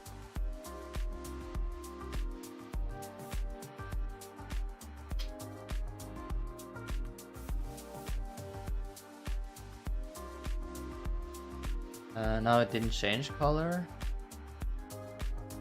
So let's take a look again.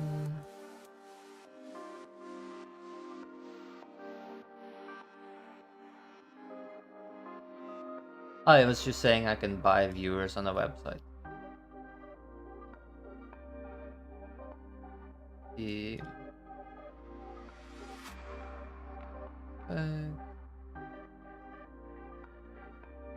Here, starting soon. Mining explosive mesh material. Emission energy multiplier.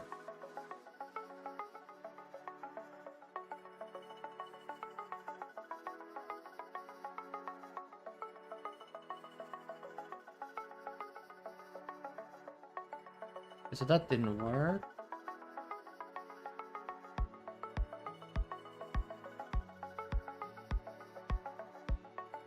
I guess we have to do mining explosive mesh.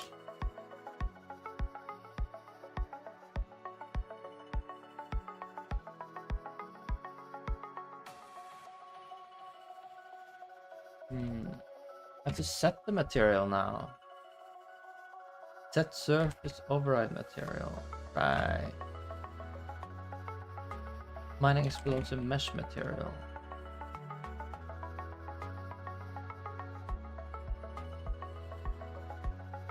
But you need material.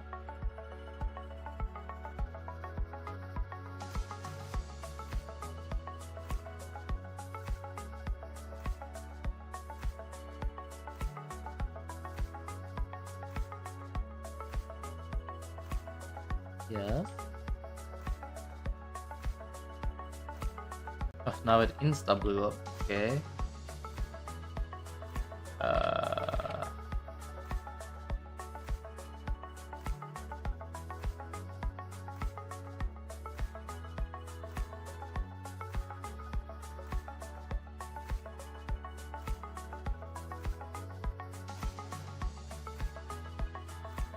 So the initialize should run before the first physics process.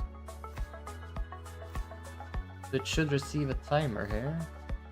Explosion time.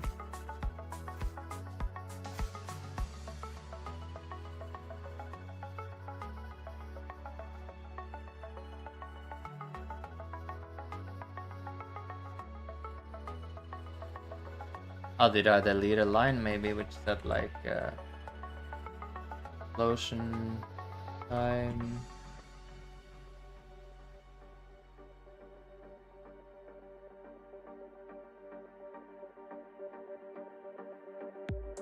Explosion timer equals explosion. But I should try to make it more consistent because sometimes I count up, sometimes I count down. Let's count up. Explosion timer 0. We set explosion time here, and down here we add instead to the explosion timer, so it goes from 0 and upwards. And once it is larger or equal to explosion starting soon threshold, let's see.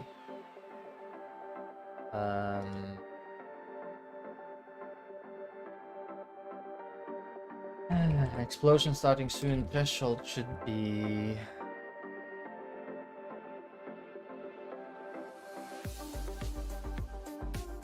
explosion time -1.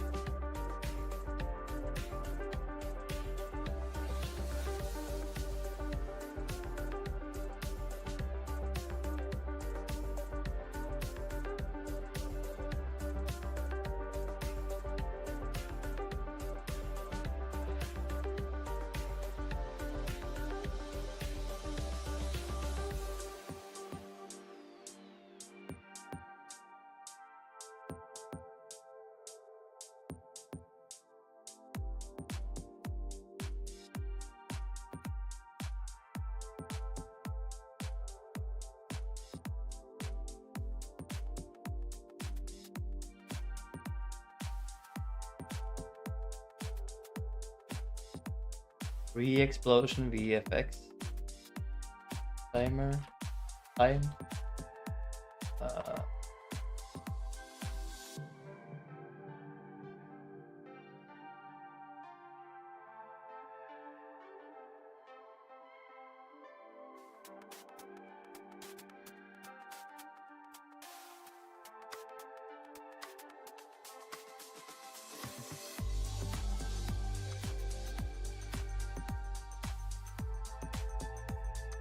Okay.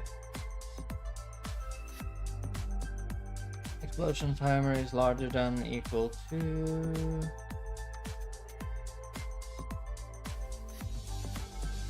explosion time, yeah.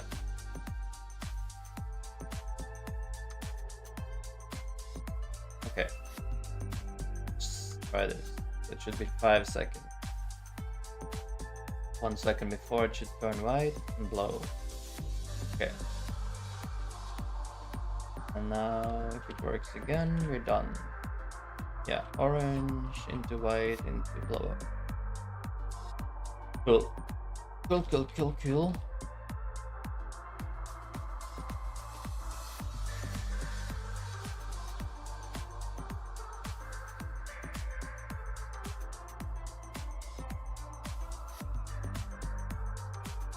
Maybe drop it more at my legs ish.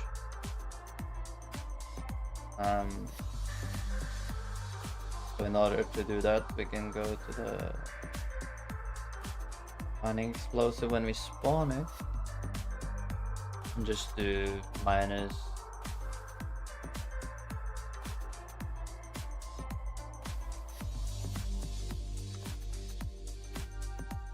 spawn position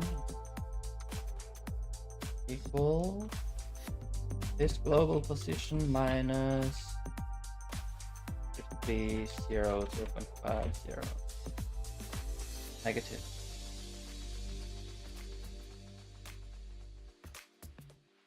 Maybe even 1. We can try 1 first.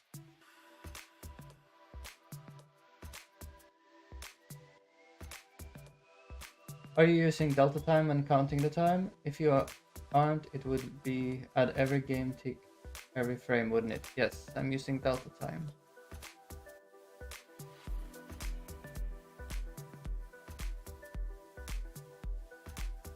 Good catch, good catch.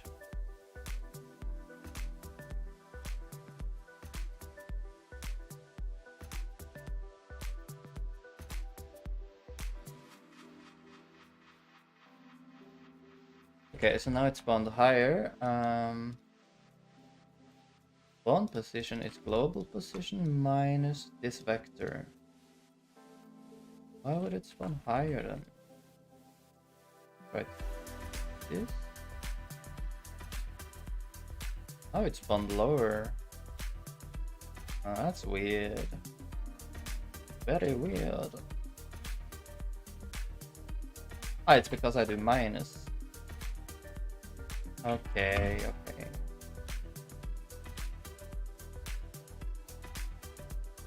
There we go.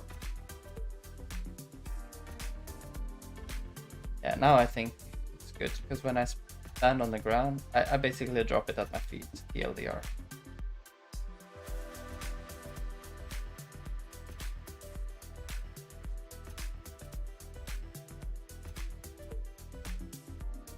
Coolio.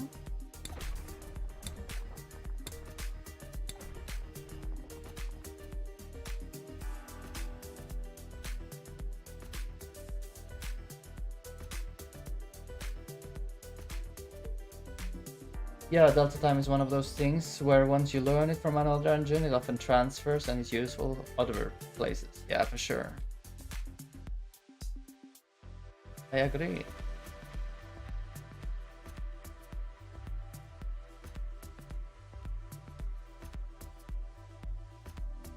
Like we are pausing the physics on the bomb, but let's just see how it feels to drop it as well, because it would probably feel good to drop it, I think. So how would we do that?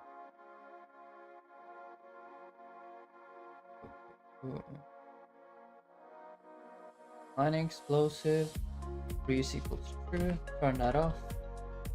Like this, host.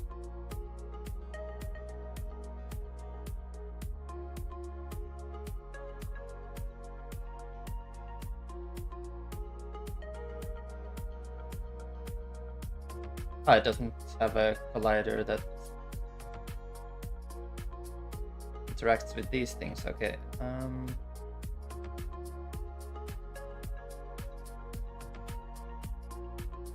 So collider.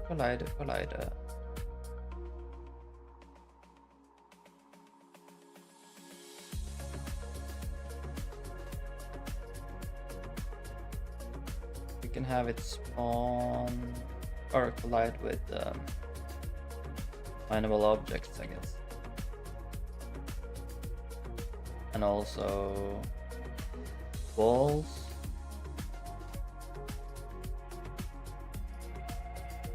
Let's see.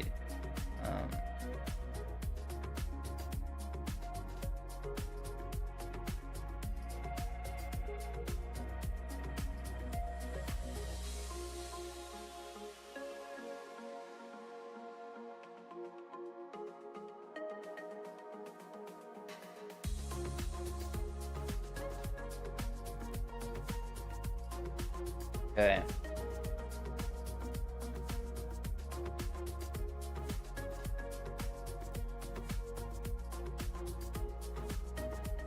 Dropping it is definitely fun. The problem with... I don't know if it's a problem, but if I drop it, that means I'm not gonna be able to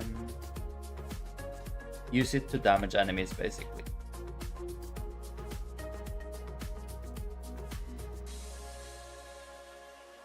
But it's for sure quite fun to drop it.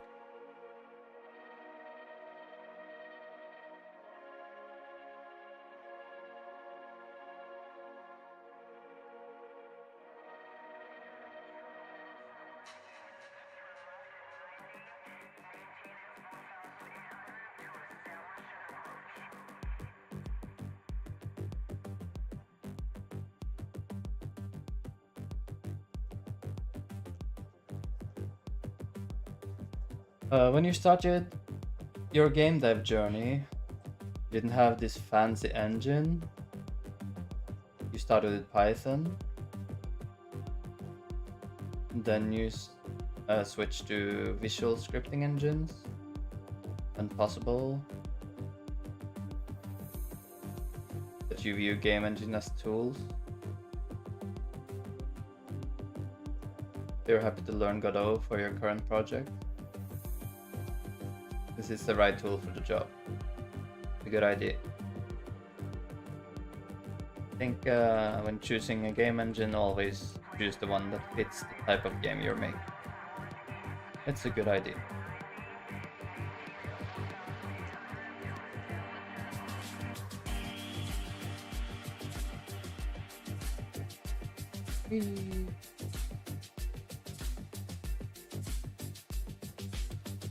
Okay. So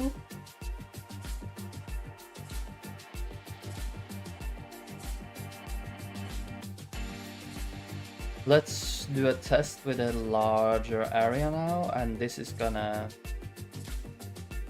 I think best case is it's gonna lag, but like unrealistically, the best case would be that it is able to expand the mine before it blows up the stones and everything works perfectly, there's no lag, but that's not gonna happen. Best case is probably that it's gonna lag, but work.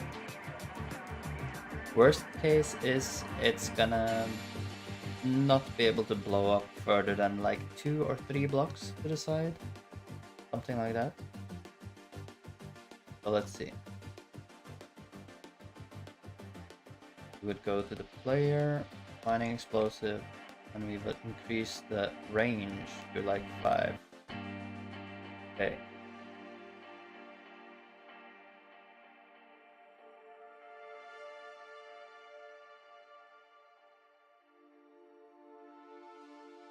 No, like what I'm curious about especially is like if I dig down a few blocks,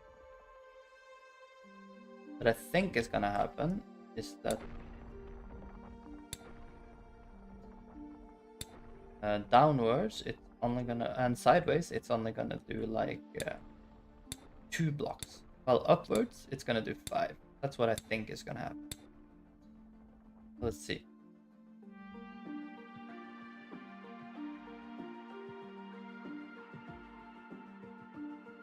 Yeah, that's exactly what happened.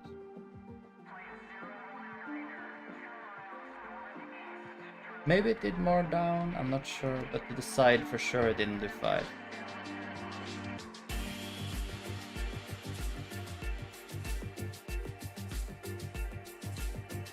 And the reason for that is simple. These blocks, they didn't exist when the bomb went off.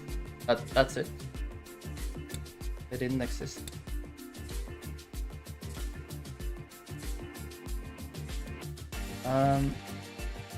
So the freeze.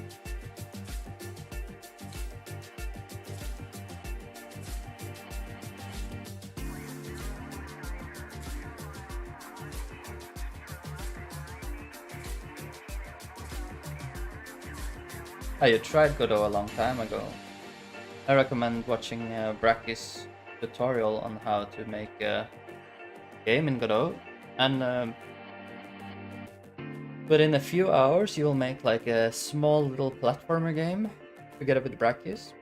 You will learn a lot of basics. Then you can follow up with Bracky's GD script tutorial, and luckily for you, it's pretty similar to Python. So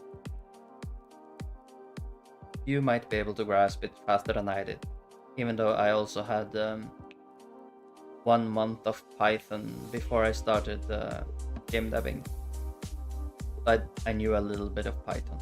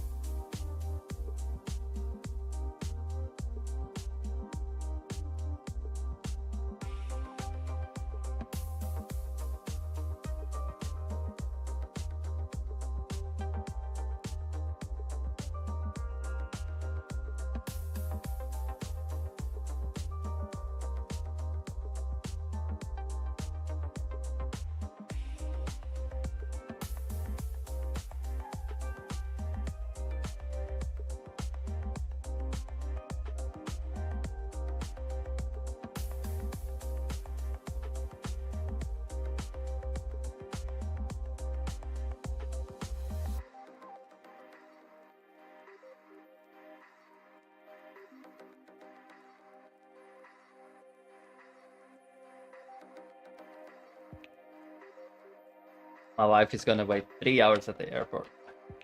It's gonna be a while.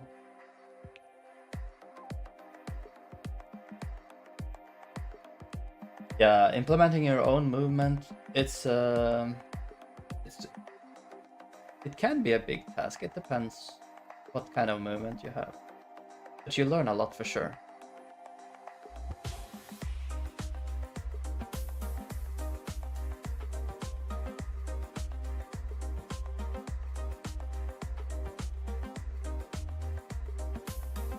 Hardcode movement, I see.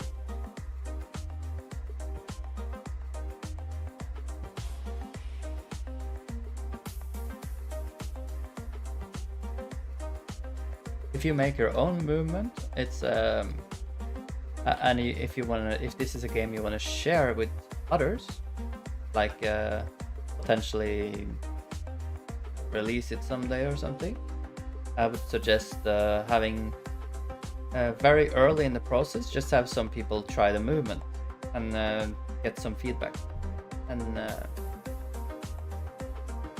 before you start like explaining why the movement is janky,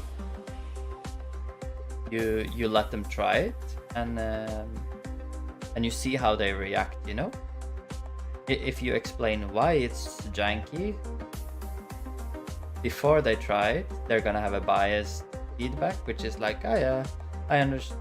With the janky movement you wanted, you hit the mark. But if you don't explain it's supposed to be janky, they might be like, the movement is it's feeling very weird, or they might say like, the movement is really fun. So you have to have someone try it, and basically you have to be completely quiet on why the movement is how it is, to get unbiased feedback. What I think.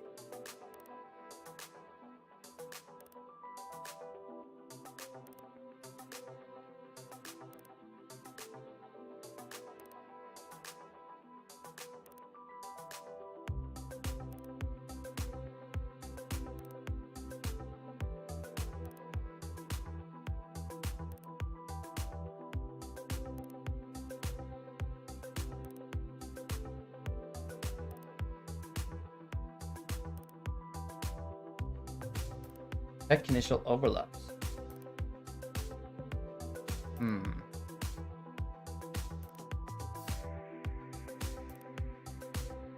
Check overlap. So we can use this. If we, here's what I'm thinking. We need to spawn in all the blocks in range of the explosion before the explosion happens, right? That's the idea. We also want the pebble to drop before it explodes.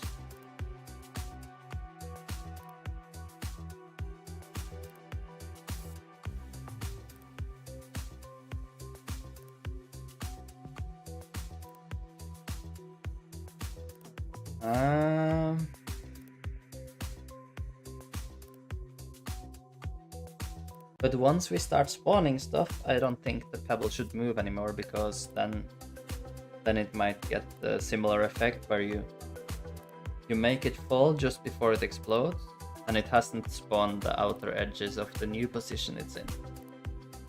So when it starts its explosion effect, 1 second before the explosion, I think that's when I should freeze the movement. So we have a freeze here somewhere. This part. Do it on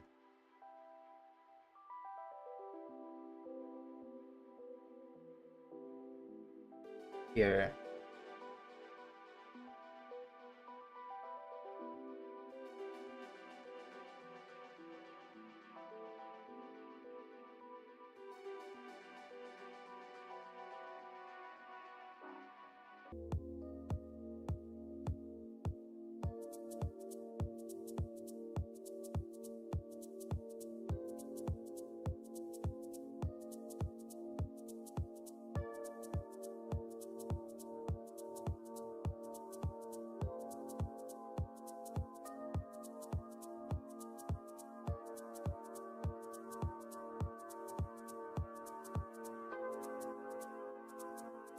Gonna be a very special thing to add this, like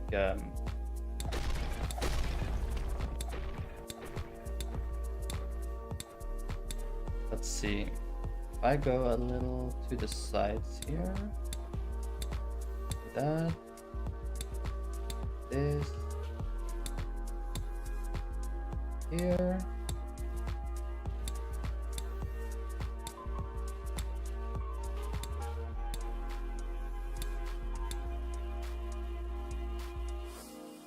Now we're gonna see the bomb reach further. Gonna make sure that actually happens.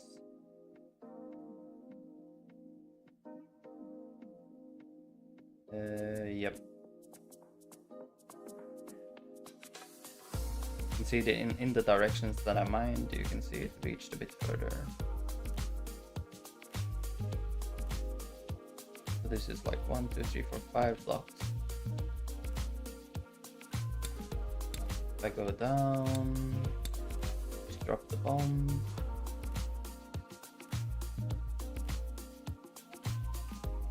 Now it just goes 1, 2, 1, 2, 1, 2.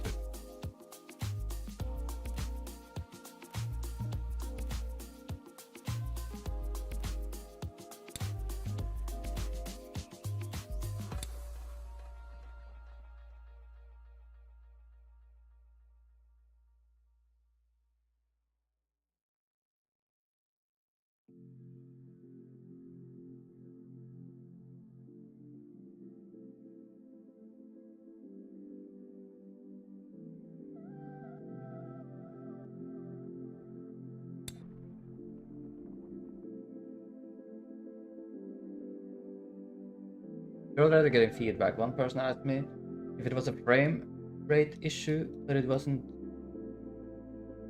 because you were hard coding it. You could smooth it out if you wanted to, by adding more in between movements while it's still keeping it hard-coded.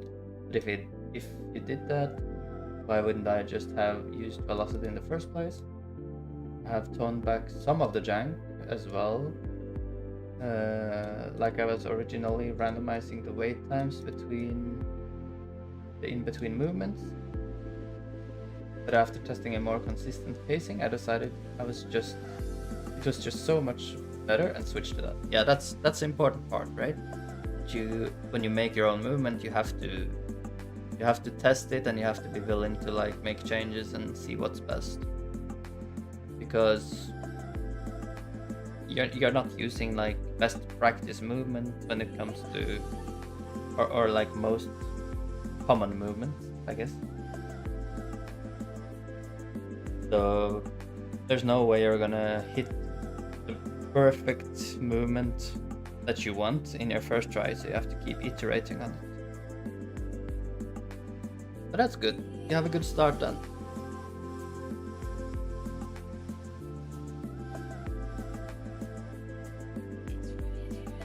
Yeah, good. And what I also can imagine, something you should keep in mind, if players are giving feedback now that why is the movement janky, why is it like laggy, once you have other things in your game which would maybe like also be a bit janky, animations which are a bit janky, once those things come into play, then it's easier for players to realize that the movement is supposed to be this janky, because the entire game is like tick tick tick.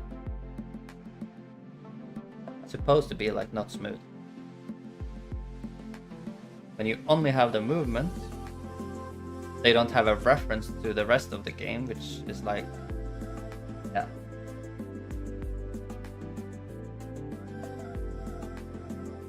So keep that in mind when you're getting the feedback, that the feedback could maybe change a little bit if they had more context that the game is actually supposed to be like this.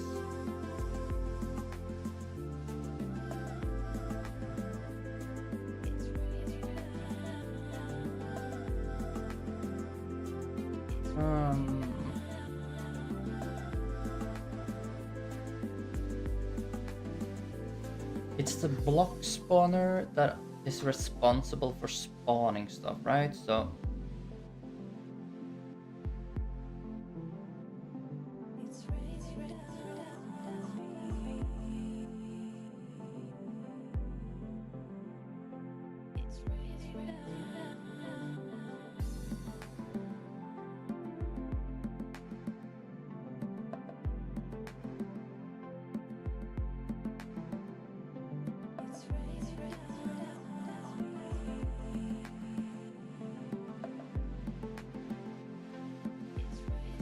I think I could enter the mining blocks that are within the explosion range, and I could trigger the spawn that would happen when they get exploded before the explosion. So let's say, for example, we currently have this area spawned in, and we place the bomb here. But the bomb has a radius which is like this big. What it's gonna do is like it's gonna look. The block here is within the radius, so it's gonna say like, okay, can you spawn all nearby blocks? And it's gonna go, okay, I'll spawn my nearby blocks, and it goes like this. And the next frame, it's gonna have access to this one because it is now an eligible target, and it's gonna tell it like, hey, can you spawn the closest ones? Okay, I'll do that. It will keep doing like this until this one is outside, so this is not going to spawn the closest ones anymore. And that's how I might be able to spawn all of these sections before the bomb goes off.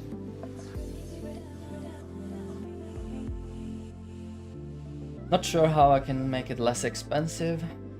But for sure I'm gonna try something like, if I have to make a list of the blocks I already did this on. So if I already checked spawn the nearby ones of this block, then I should not do that again the next frame. If I did it the next frame, it would do like, oh, this one is already spawned, I'm not gonna do it for every single block, but it's a waste. I have a safety already, but I should make sure I only call the spawning once per block.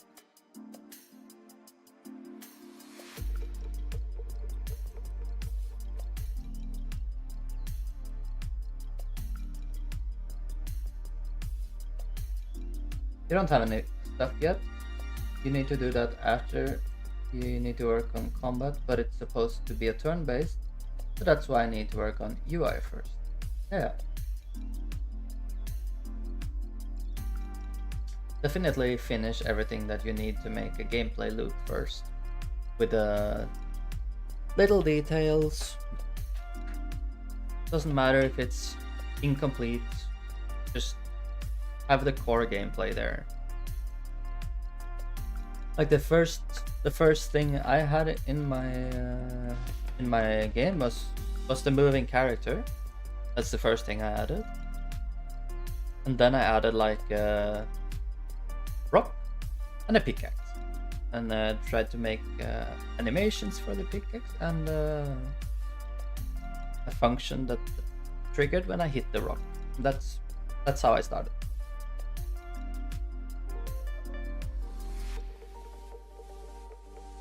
Minimum playable demo, exactly. Exactly.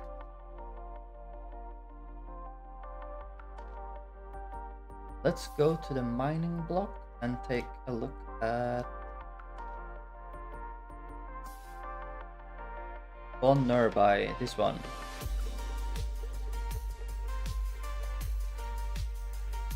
We could actually add a function here as well. On nearby, where we go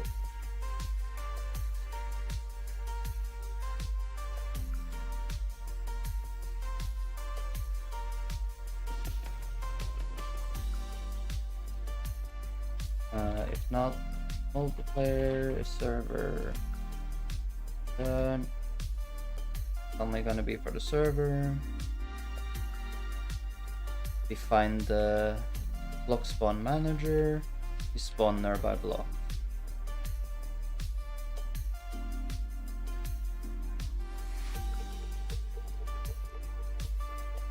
And then it's the loot spawn. Okay, so this spawn nearby mining block.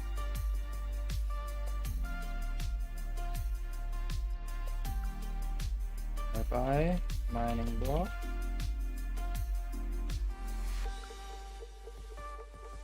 Get the manager, spawn nearby.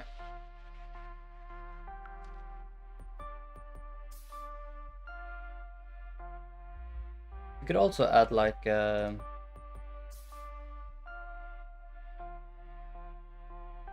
little check here actually. If nearby mining blocks spawn,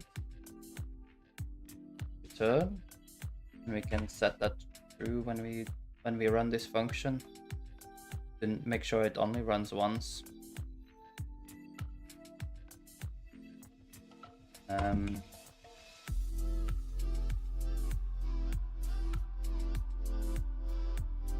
Block information, depth toughness. Okay. Spawning.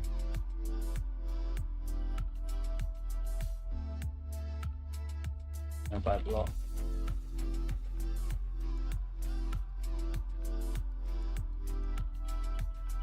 Set it true to avoid multiple calls of spawning nearby block.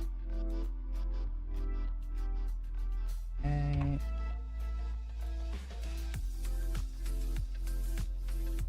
Blah blah blah. If manager is not null, we can then spawn nearby, and then we can say we have now spawned the nearby blocks. Now it should only run once.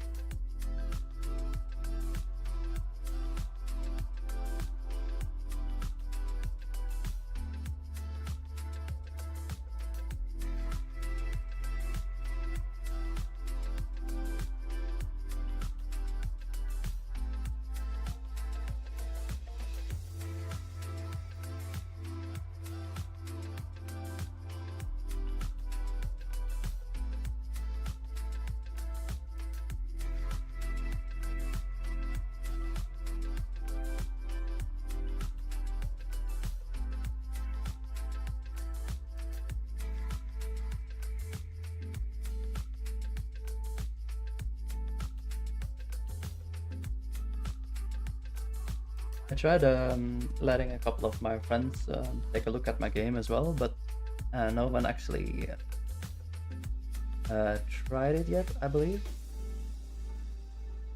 Probably not that interesting until it has a proper gameplay loop.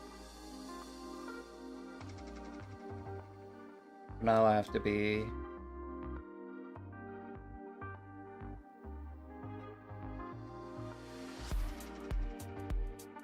I can get feedback from them still by talking about it, but I should really have someone try it soon. To get some more feedback on how it feels.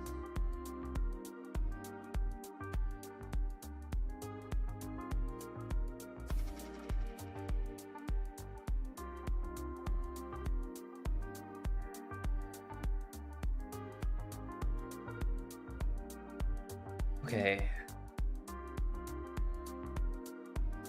We have the spawn nearby mining blocks now, which we can access. So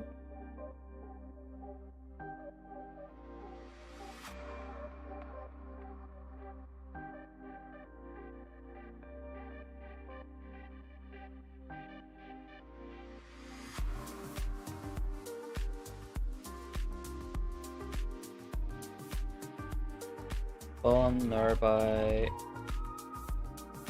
started. Let's use a variable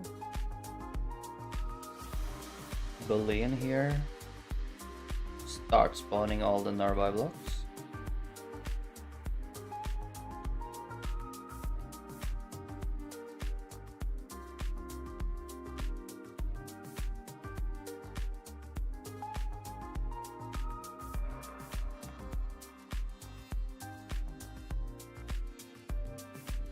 And then in physics process, you can do if spawn nearby started, spawn nearby, still no new.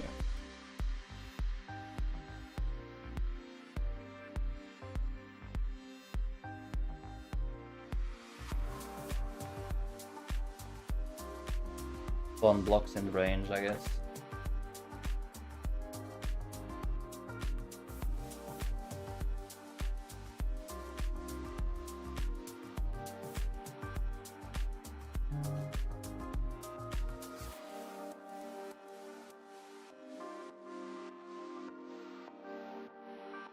So spawn blocks in range.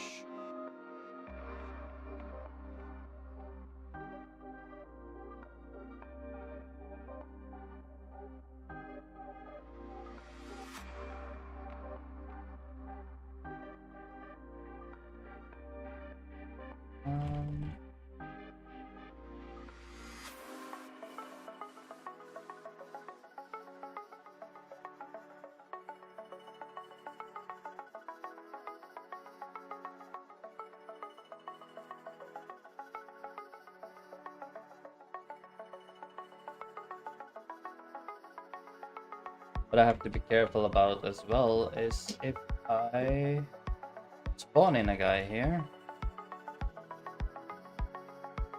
it's probably not going to trigger the entering function of the area. I'm going to ask ChatGPT, but I don't think so. If I have an area 3D which uses a collider and on body enter, still on body enter trigger if I spawn an eligible target inside the area.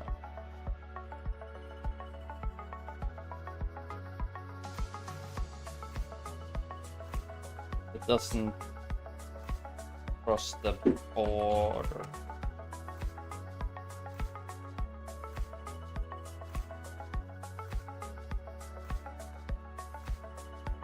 Started getting feedback with just a super small area on my first implementation of movement. Never too early to start getting feedback, as long as it's actually constructive and not just it's good or it's bad. Yeah. If you have access to it, you should always get feedback.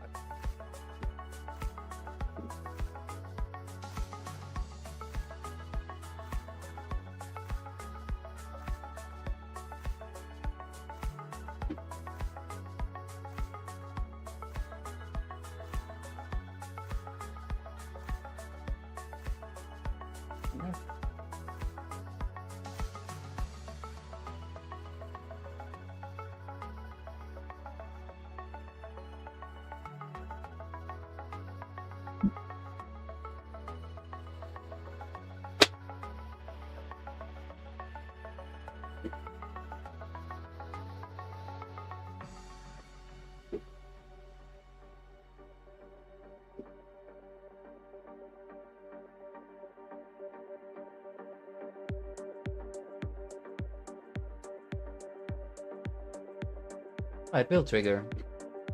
Even if the body is spawned inside Area 3D, but there are a couple important conditions.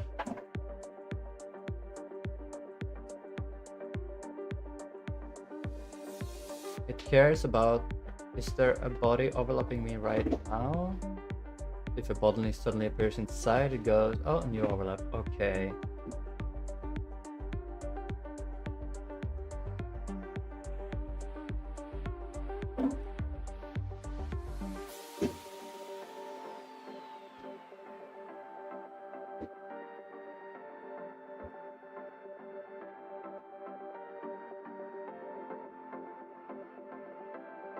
Okay. So it's if the special case I had earlier was that when I spawn in the bomb, it didn't exist before, and basically objects already inside the range would not get on area entered. But apparently if they spawn inside, they do get it, so good to know. Arican XD, welcome. Hello, how are you?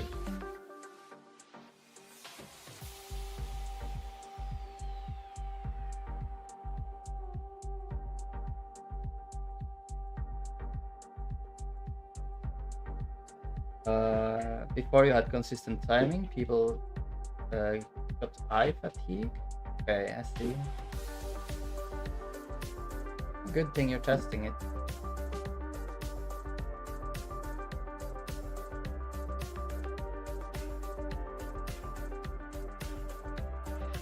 Okay, so we're looking through the eligible target. And then we say, instead of targets exploded array, we can have an array for targets spawned nearby.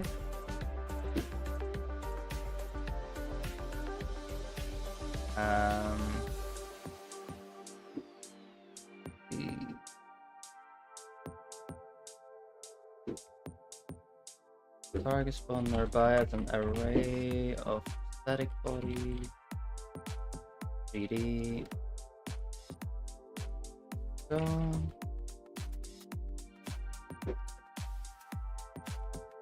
Yes, of course you can ask what I'm doing. I'm making an explosive for my game. So you have this little guy who can mine, and now I'm making this little bomb you can drop, which blows up. And the current issue is that if the mine it's spawning dynamically, and it's only spawning 2 blocks away from the player in order to reduce lag. But the bomb can be bigger than 2 blocks. So if I blow it up down here, right now it only blew up 2 blocks to each side, and that is because we didn't spawn anymore yet. But if we spawned like a bit more to the side here, it can reach further.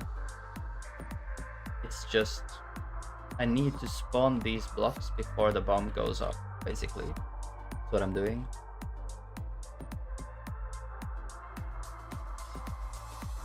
You're open to changes if they make the game better, but at the same time I'm not going to completely change my vision of the game. That's fine. You can think about like how you can implement your vision in a way that people enjoy playing, like you did with the Giant. And you noticed that the certain type of Giant was not pleasant to play, and you changed it a little bit and it felt better. Good. You still didn't change your vision of the game, and the Giant feels better. So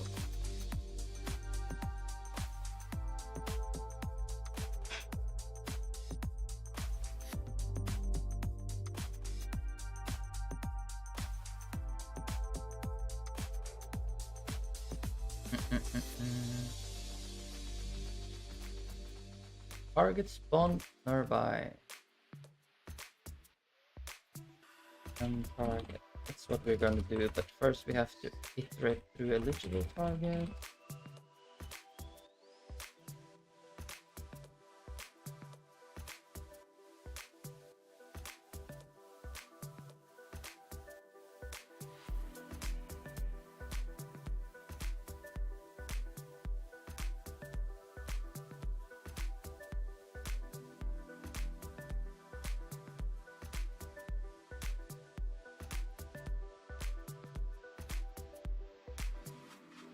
So we have this function in our, I guess I should call it mining blocks for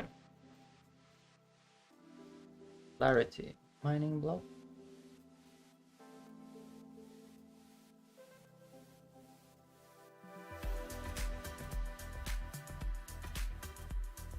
Mining block, I just made a new function called spawn nearby mining block.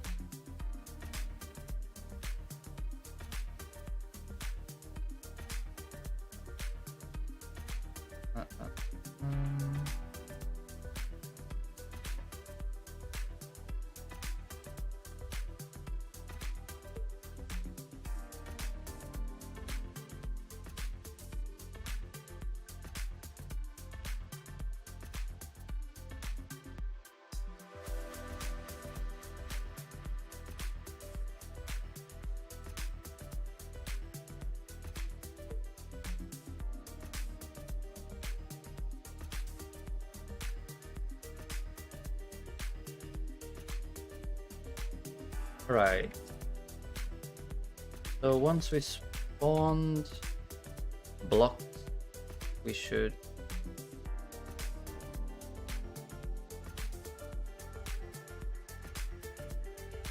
update the list of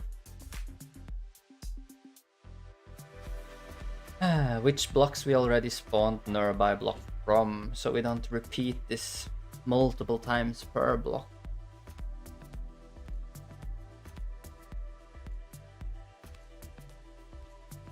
Can also do like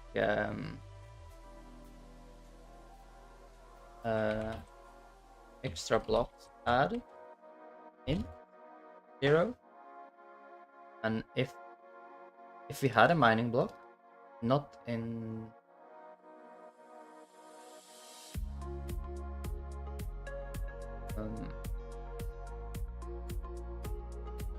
well, extra blocks added nearby spawn triggered instances 0.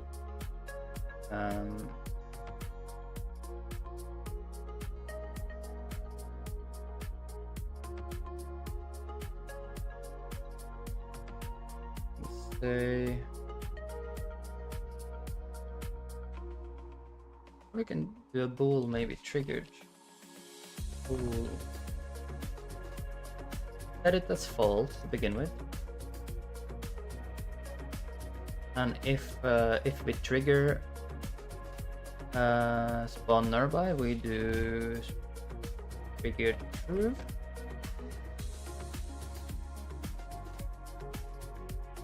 This way we can say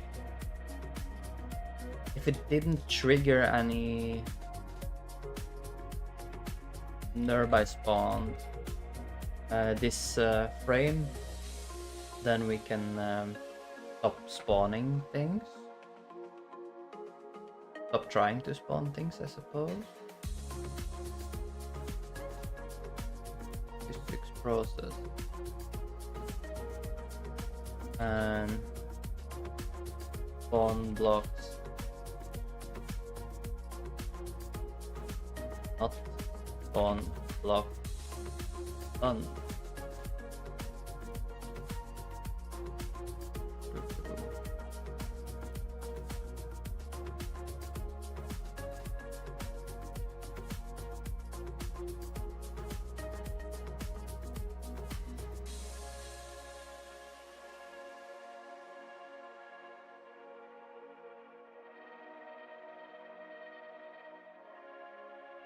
Okay, welcome back.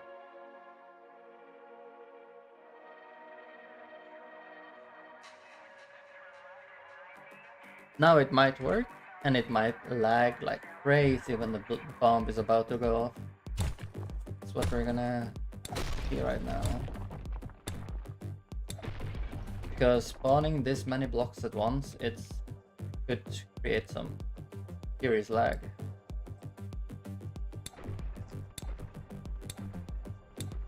This is the last thing I'm gonna be able to do today before I have to take a shower and go to the airport. Didn't work. Probably what's happening is that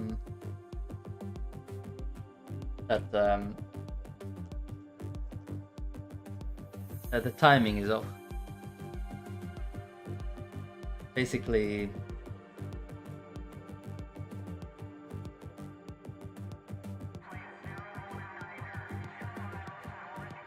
it could also be that the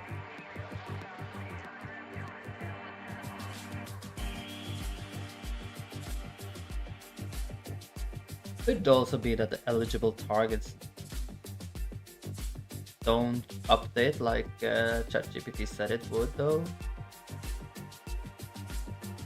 1 out of 2.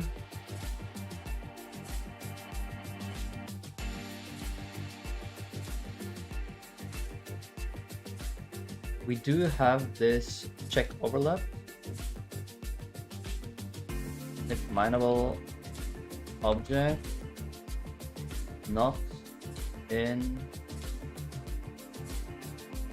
eligible target. You can do it like this. And check overlap every frame.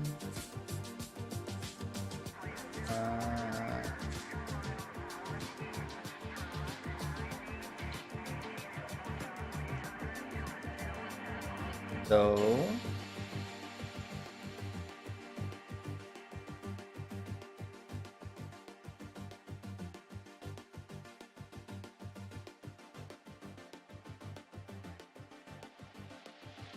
update check overlap. Eligible. What is the reference to this called? Called target selector. Check overlaps. Okay.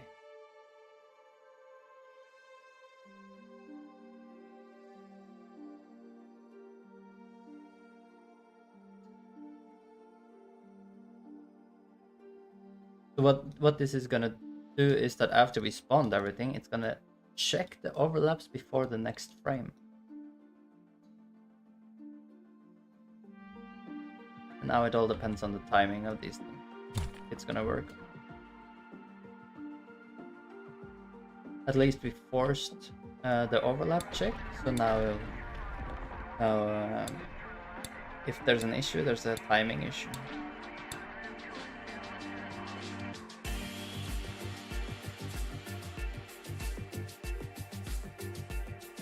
Okay, it didn't blow up more than a small area, so there's still the timing issue then. It's just fine. Then this might not be needed. Might not be needed when timing issue is fixed.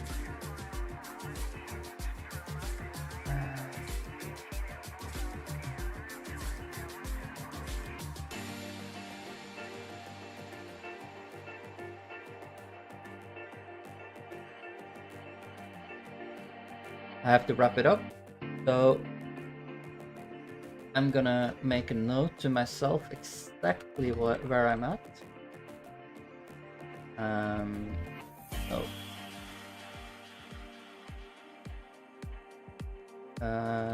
We added one nearby to mining block.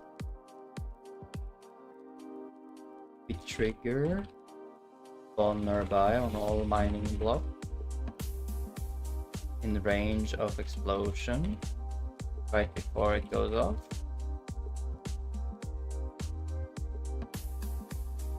The timing between the new spawns and any further spawn nearby might be off. Even though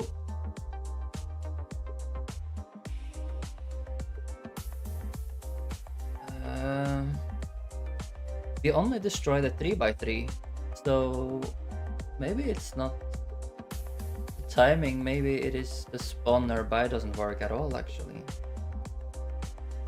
Or the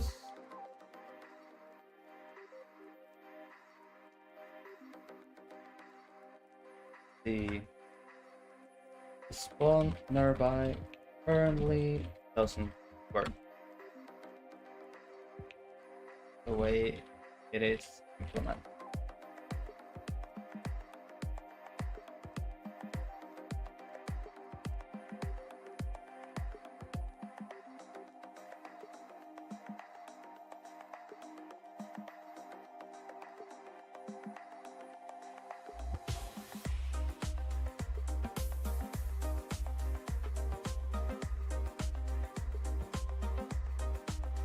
This triggers recursively or triggers multiple times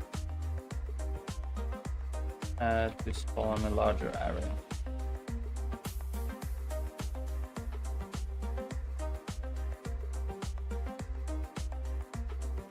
I think I have enough to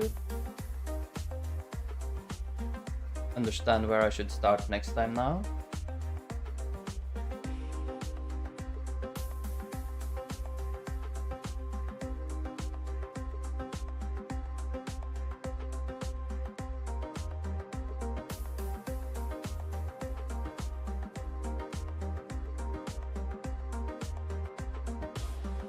The bomb should blow up a 5x5 area in the with the current bomb settings, but the problem is that the mining blocks that are further away from the bomb has not spawned yet, so it can't damage them. So it has to manually spawn all the blocks in range before it blows up. That's the thing. I have to do that next time. We do task log.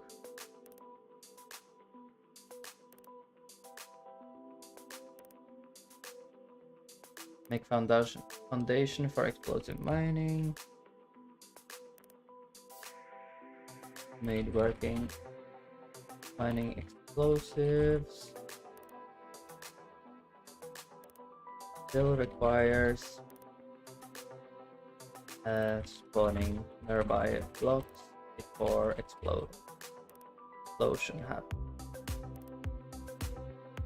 And the effect.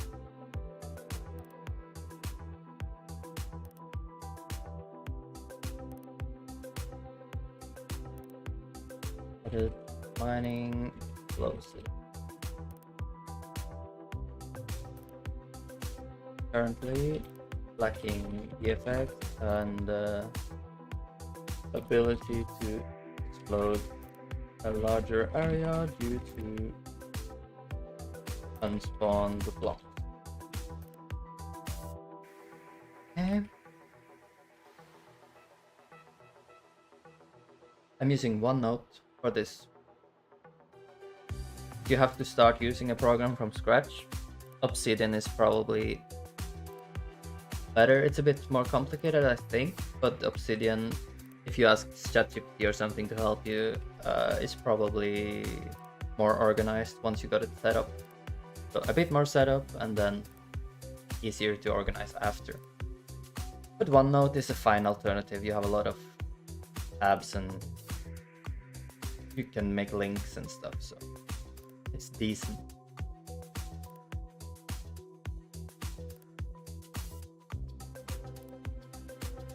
Are there any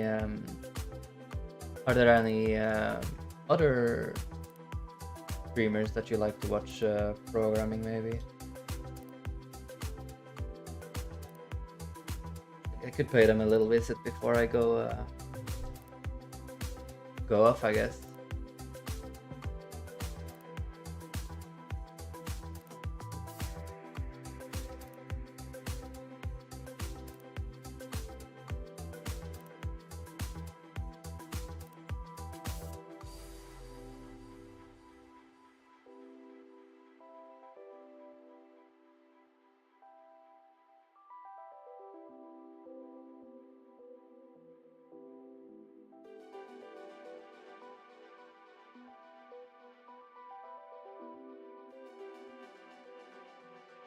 Well, there's this guy who is almost releasing his game. It's kind of fun to like watch a game that is further in progression as well, I guess. So we could stop by him. I'll go there for a bit and play a bit before I go to shower. Thanks for watching, by the way. It was cool of you to drop by again. Well, I have some audience from Canada as well.